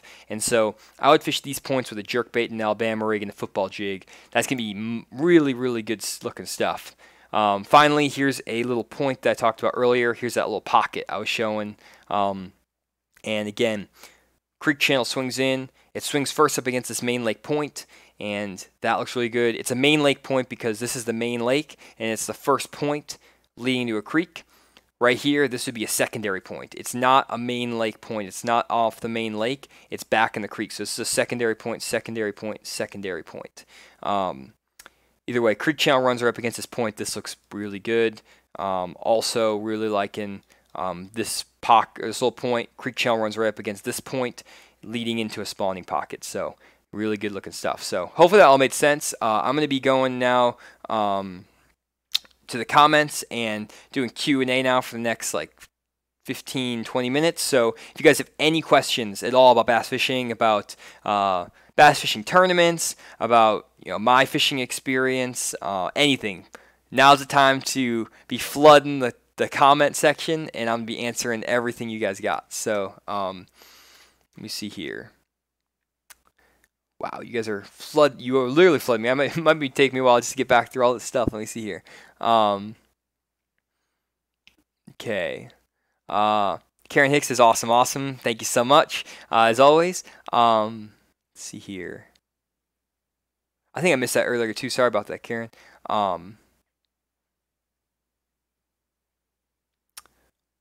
often do you move around? Okay, so we already got that one. Thomas said, just subbed. Great video and content. Thank you so much. Mel, good to see you, man. Looks like the Man T-Bone out of here. So thank you so much for tuning in if you are still here. Let's see here. Arya says, in some of your videos, I've heard you talk about baits with tight wobble like the Strike King KVD flat side crankbait. Oh, awesome. Thank you so much. I've got interrupted there, but thank you so much for the super chat. Buzzy, thanks again. Good stuff. Thank you so much for the super chat. Really appreciate that. Let me get back to that comment. I lost it there. Let's see here. Tight wiggle like a striking flat side. Do you ever fish the old shad wraps? I do. I really like shad wraps as well. I just have fell in love with that KVD 1.5 flat and also that flat side balsa crankbait I used in my last video when I caught my PB, because I can fish them on a bait caster. It's really tough to fish those shad wraps when you're throwing bait caster. They're better on a spinning rod, and I just hate spinning tackle in general. I know it's really good, but I just have a lot of problems with line twist and memory, and I try braid, I try straight fluoro, I've tried everything possible to make myself like it, and I used to fish spinning rods all the time. That's all I ever threw when I was younger, but the hassle of dealing with them is just not worth it for me, and so I stick with bait casters. But I know spinning rods are definitely necessary, but I'm a bait caster guy, fishing fast, burning through the water. But I will make a lot of videos, more videos on spinning tackle and with spinning rods this year, because I probably am going to be struggling to catch fish, and I'll need to start pulling out some shaky heads and flukes and stuff like that. So anyways, Tanner says, hey buddy, love the awesome in-depth breakdowns that all your videos have. Nice change from most fishing videos. Thank you so much, Tanner. Appreciate that. Getting ready for fishing in the morning. Have a good night. Thanks, Lee. Appreciate it. Charles Locklear says, cool deal, Johnny. This is the top YouTube channel for info on learning how to catch more bass. Would love you to take a look at my home lake. Thanks for the help. No problem. JT Basson, I basically live on the lake, but once warm weather comes, you can't touch it because all the ski boats and jet skis. Yep, I completely understand that. That's just that's really rough in the summer, especially up in the north, because people just want to get their boats out when they can. So completely understand that. I used to live in Wisconsin, so I feel your pain. Artie says, so everyone talks about main lake points and pockets. How would I fish a lake that's full of points and pockets?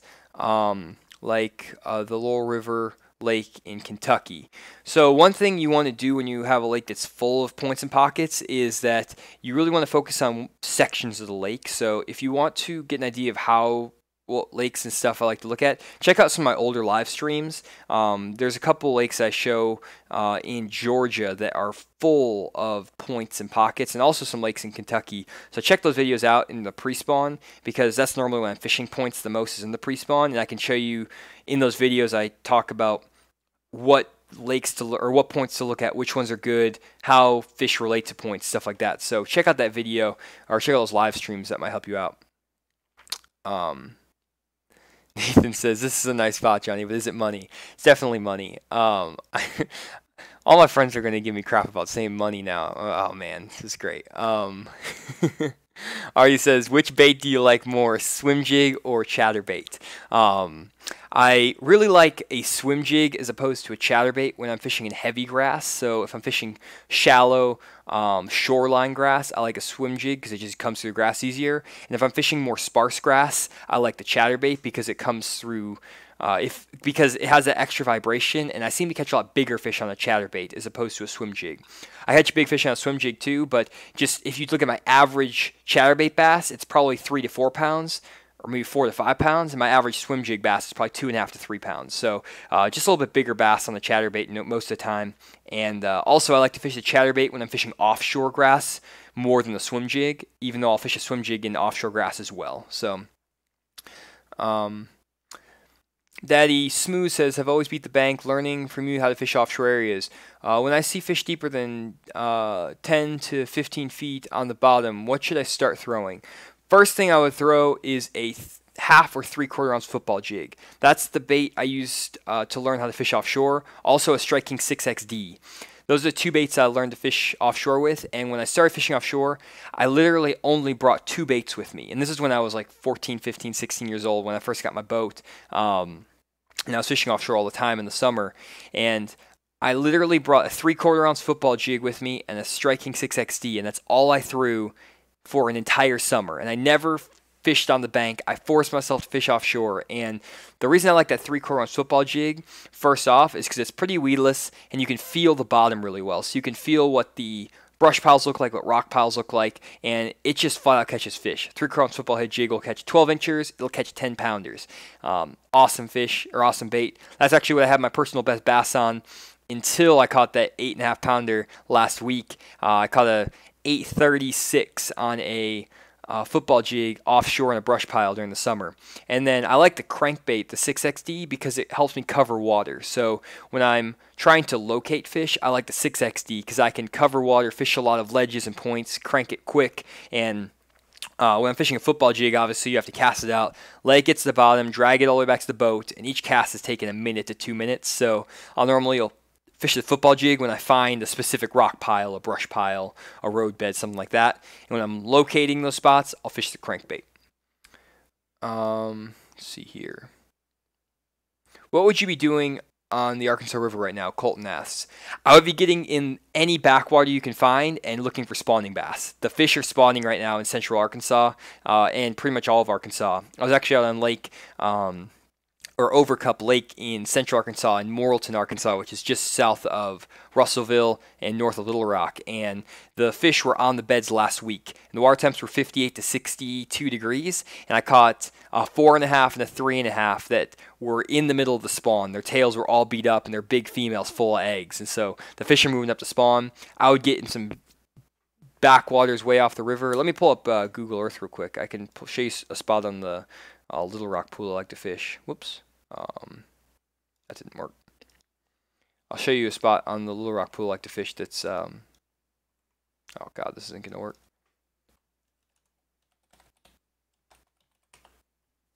I'll show you a backwater I like to fish on the Little Rock pool. Maybe that'll give you an idea of what to look for. So here's one of the backwaters. I've shown it in my videos before.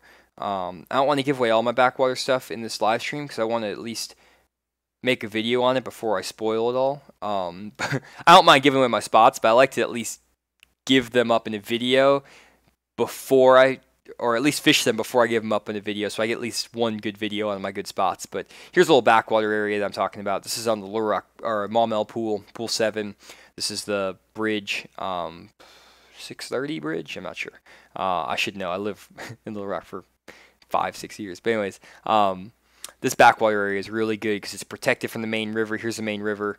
Here's that backwater. If you've seen my video where I talk about catching early spawn bass and it's me fishing a tube on the Arkansas River, here's that backwater I was fishing. And there's some grass, some shallow rock. There's a little bit of a ditch that runs up against this bank. Really good spot. It's protected from the wind, from the current. That's the type of spot I'm looking for.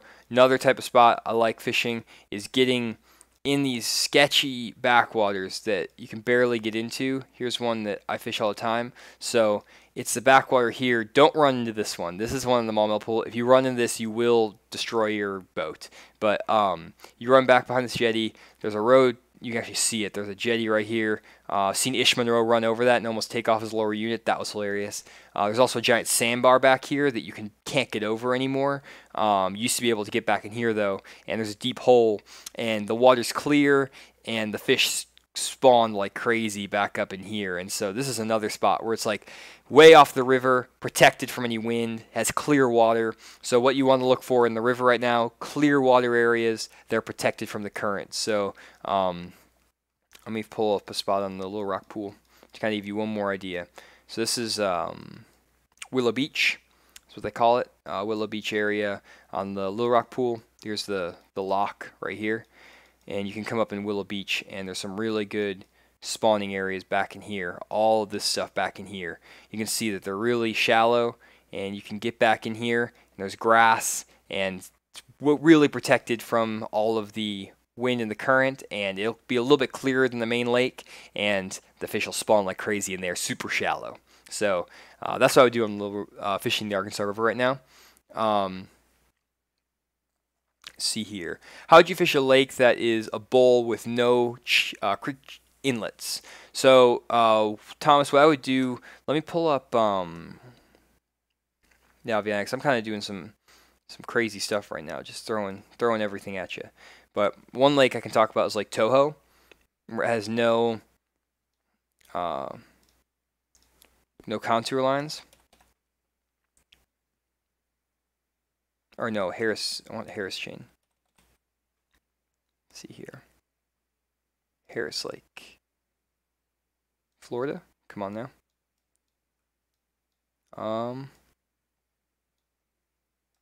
Where's the Harris chain? There's Toho. I don't know my know my Florida lakes as well. Why can I not find this? Is this it right here? Oh, here we go. Lake Harris. Okay. Harris chain. Harris chain, big bowl, nothing going on. And so normally what you do is two things you can do is you can either fish shallow on the bank, shallow vegetation, which is probably the easiest thing to do. Just get up shallow, fish, cover water as much as you can, and all the stuff in there looks the same. When you're fishing lakes that are like a bowl, two things you want to look for is clear water, and you want to look for changes in vegetation, because normally those deep, or the lakes that are like a bowl, they have a lot of vegetation in them. So find a mix of like reeds and tules or hydrilla and milfoil, stuff like that. But even on the lakes that don't have a lot of contours, like Lake Harris, there are small, subtle contour changes that can hold tons of fish. And this is actually the spot that Chris Johnston used to win the 2018 FLW Tour event on Lake Harris, and this is an offshore flat. And if you look, the contour lines are pretty much non-existent. Like, I mean, it looks like there's contour lines, but it's nothing. There's no change in. This is like, you know, half a mile where there's no change in contour. So it's just one big bowl. And what he ended up doing was finding this one little depression where it went from 14 feet down to 17 feet. That's a 3-foot depth change. That's like nothing. But that little change held the winning fish for him, and he basically found, this is a grass flat, and he found this hole in the grass, this depression in the grass was holding a bunch of shad that were spawning. So there's a big shad spawn, and he caught all his fish out of that little depression. So another spot that was really big is like this little point here. A lot of guys were catching fish off this point, and if you look at it, it's just super subtle, but this is a giant flat. But as you can see, there's a little bit of a point that runs around here. It's just, you know, not defined at all. It's a 1 to 2 foot change over like 100 feet, 200, 300 feet. And there's even like a high spot right here. But this is what was holding these fish, is this spot right here. So even though there's not a lot of creeks, there's not a lot of depth change, if you can find any depth change at all like this, you're going to find some fish. Another spot for those who fish Harris. Here's another looking spot right here. No depth change, and all of a sudden it comes up to a little 5-foot high spot. A lot of pros are catching fish there as well. So that's that. I've heard black is the only color one needs for a buzzbait. Would you agree? I would 100% agree, Artie. I don't even fish actually a skirt on my buzzbait. I just fish a buzzbait with a black horny toad on the back. That's the only buzzbait I throw. A black buzzbait with a black horny toad on the back. And sometimes the only time I'll throw a white buzzbait is when the fish are, when it's during the shad spawn. So in late April, early May, a lot of times in Arkansas, the shad will start spawning, and they'll get up in bushes, and they'll be spawning up in bushes or down riprap banks. And so when that's happening, I'll throw a white horny toad on the back, but that's like one day out of the year. Like normally I only hit the shad spawn like once or twice ever in a year. And so 95% of the time I'm fishing it with a black buzzbait, except for when there's the shad spawn. What size Osprey line through are you fishing? I think I'm fishing like a 5.5 or 6.5 inch size. I don't know the exact size. I just ordered some a long time ago, but they're not super big. They're just like the 5.5 to 6.5 inch size. And so I know they're they're big baits, but a 5.5-inch swim bait will a 3-pounder can eat a 5.5 to 6.5-inch swim bait like nothing, and so that's no problem. Smallmouth, big smallmouth will even eat that. So, see here, I got a term on Greer's Ferry. Do you have any good buckbrush baits for this time of year? It's Gary Miller. Let me think. One bait I like. Let me pull it up on. Especially because Greer's is a tough lake, man. That lake is really rough. Let me pull up my tackle here again. Greer's Ferry is one of those lakes that's really tough. Buckbrush is a good call. I'll show you a creek here that you can go fish that would be really good. But let me pull up this. Actually, let's type it in here. I would fish the Strike King Menace Grub. This is my favorite buckbrush bait when the fish are really finicky and they're not biting very well. And I would just fish this little bait in a green pumpkin color, and I would flip bushes with this. This is a bait where when the fish are finicky or you're not dealing with a lot of big fish, you'll get more bites on this bait than anything else. You'll flip, guaranteed. If you want to go out and catch numbers, just fish a Strike King Menace Grub, 4 or 5/0 shank flipping hook, flip it in the bushes. That's my go-to. It doesn't get tangled up in the bushes at all because of it doesn't have any extra appendages, but it just flat out catches fish. So that's what I would fish. And then as far as areas go, let me go to Google Earth real quick. An area that I would check out for sure on Greer's here's Greer's Ferry, here's Devil's Fork, up here where you guys are probably launching for your tournament. So I would run out of here, I would run all the way down the lake, and the first thing I would do is I would check this creek right here. This is my number one. I'm probably not going to do a lot of videos on Greer's because it takes 10 pounds to win every tournament out there. That's not really fun content to make, unfortunately. This creek right here is so good in the spring, and there's a lot of like random stick-ups and like trees, and they'll get on like all these trees. And the reason I like it is because normally, like on the rest of Greer's, there's buckbrush everywhere. Where here you have these isolated like logs that are out here on this flat, and you can come in and you can pitch these isolated logs fishing with a crankbait, and I would just fan cast this whole flat, and you'll think it's crazy that these fish get on this flat, but you'll catch good largemouth. Like you can catch 4-pound largemouth out on this flat. I've done it multiple times, and they'll get on this little road bed here.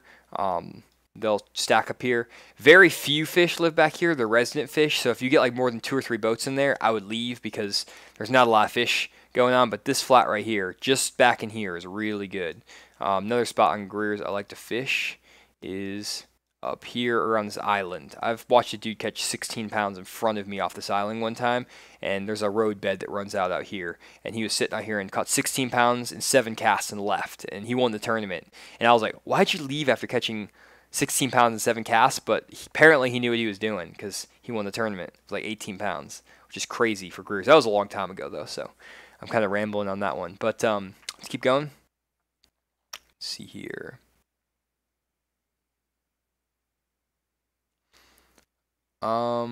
What do you think of the Ned rig? Already said. I like the Ned rig a lot. I would fish it a lot more in my videos I would fish it a lot more if I wasn't making videos for YouTube. Unfortunately, people don't want to watch me catch keepers and like 12 inchers and 15 inchers.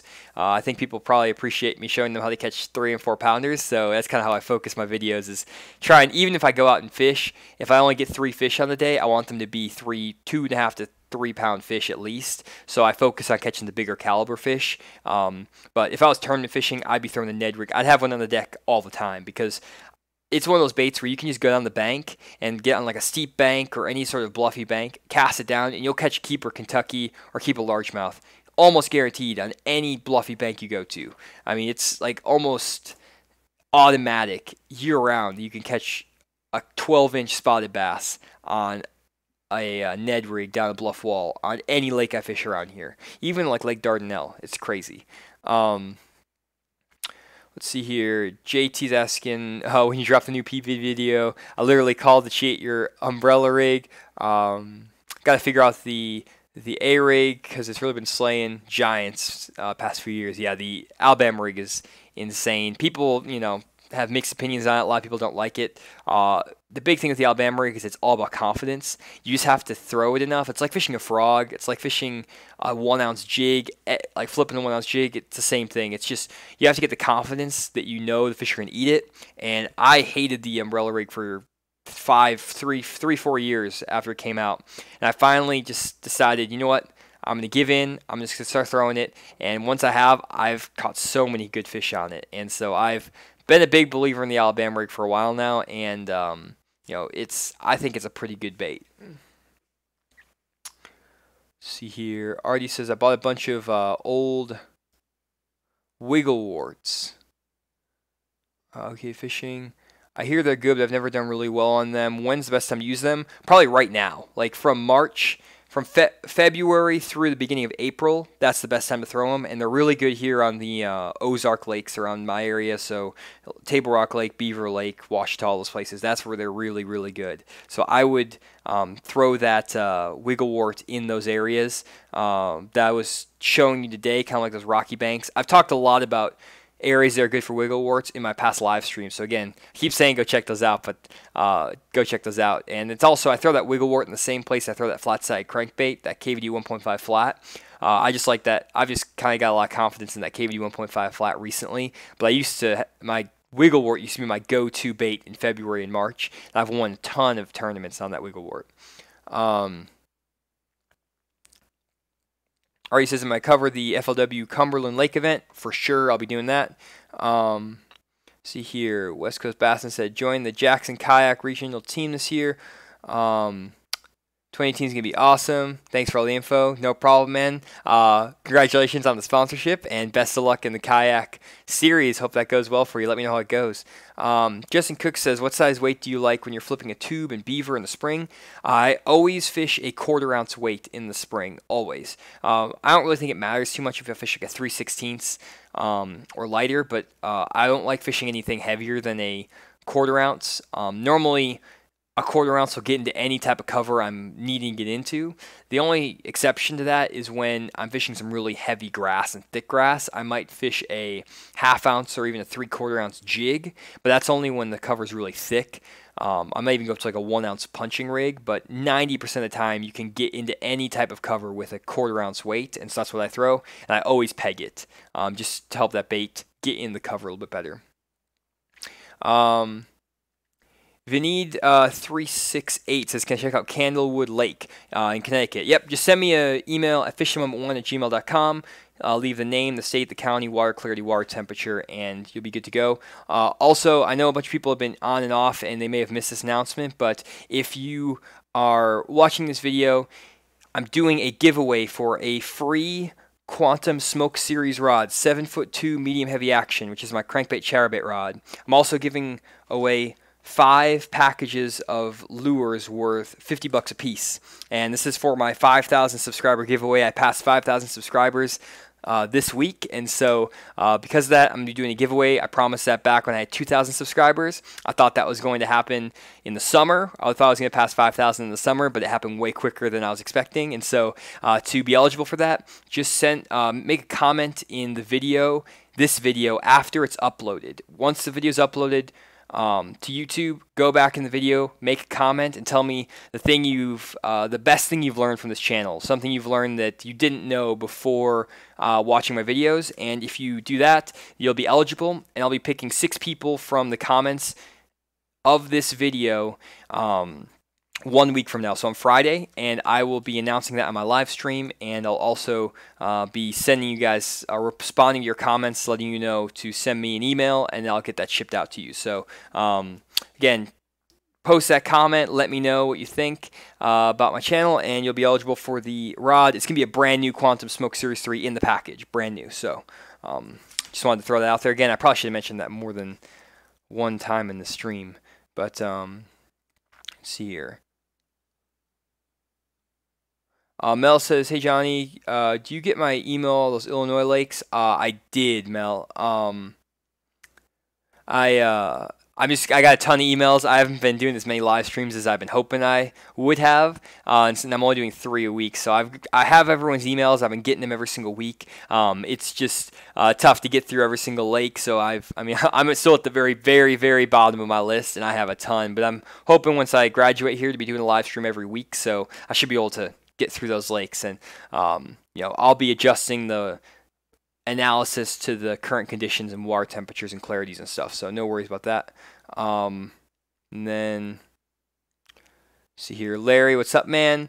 Daddy Smooth says great job. Brian says by far the most informative and fun fishing channel on YouTube. Thank you so much. Sean, I fished Stockton Lake in Missouri. I have not. And then Mel says, just upgraded reels this year. The new Quantum S3 smokes are no joke, just like KVD says. He said, good spot on Logan Martin Lake or Gunnersville, Alabama right now. Not sure on Logan Martin. That's a big lake. Both are big lakes. Gunnersville, though, I'll be fishing up shallow in the grass, fishing shallow water. It's hard to get into it right now. I probably have to end the stream here, but sorry not to get into that bassin time. But hopefully, watching the stream today, you can kind of pick up on some of the areas I would fish on other lakes and then apply that over to where you're fishing. See here. So, and then JT's saying a couple stuff too. So, either way, guys, I'm going to have to end the stream tonight. Got a few minutes over here, but I really do appreciate all the support, all the comments in the stream. It's awesome. We're still at 70 people watching after two hours of stream, which is amazing. So really do appreciate all the support, and again, leave a comment for that 5,000 subscriber giveaway. If you haven't subscribed to the channel already, please do. Share the channel with a friend if you enjoy the content. You think they will as well. I'm thinking about doing like a 50,000 subscriber giveaway. I'm going to kind of raise the bar. I went from 2,000. I said that I was going to do one at 5,000, which I thought was a big jump, and it happened way faster than I was expecting. So who knows? If I set the goal at 50,000, maybe I'll get there by the end of the summer, something crazy like that. So that's only going to happen though if you guys can help support the channel, share the channel out, tell friends about it. Anything you guys can do in that regard, I would really appreciate. So again, thank you so much for tuning into the stream, watching the content. Hope it was helpful, and I'll see you guys next week on my live stream, and I'll probably see you guys in another video here soon. So thanks again for watching, and I'll see you next time.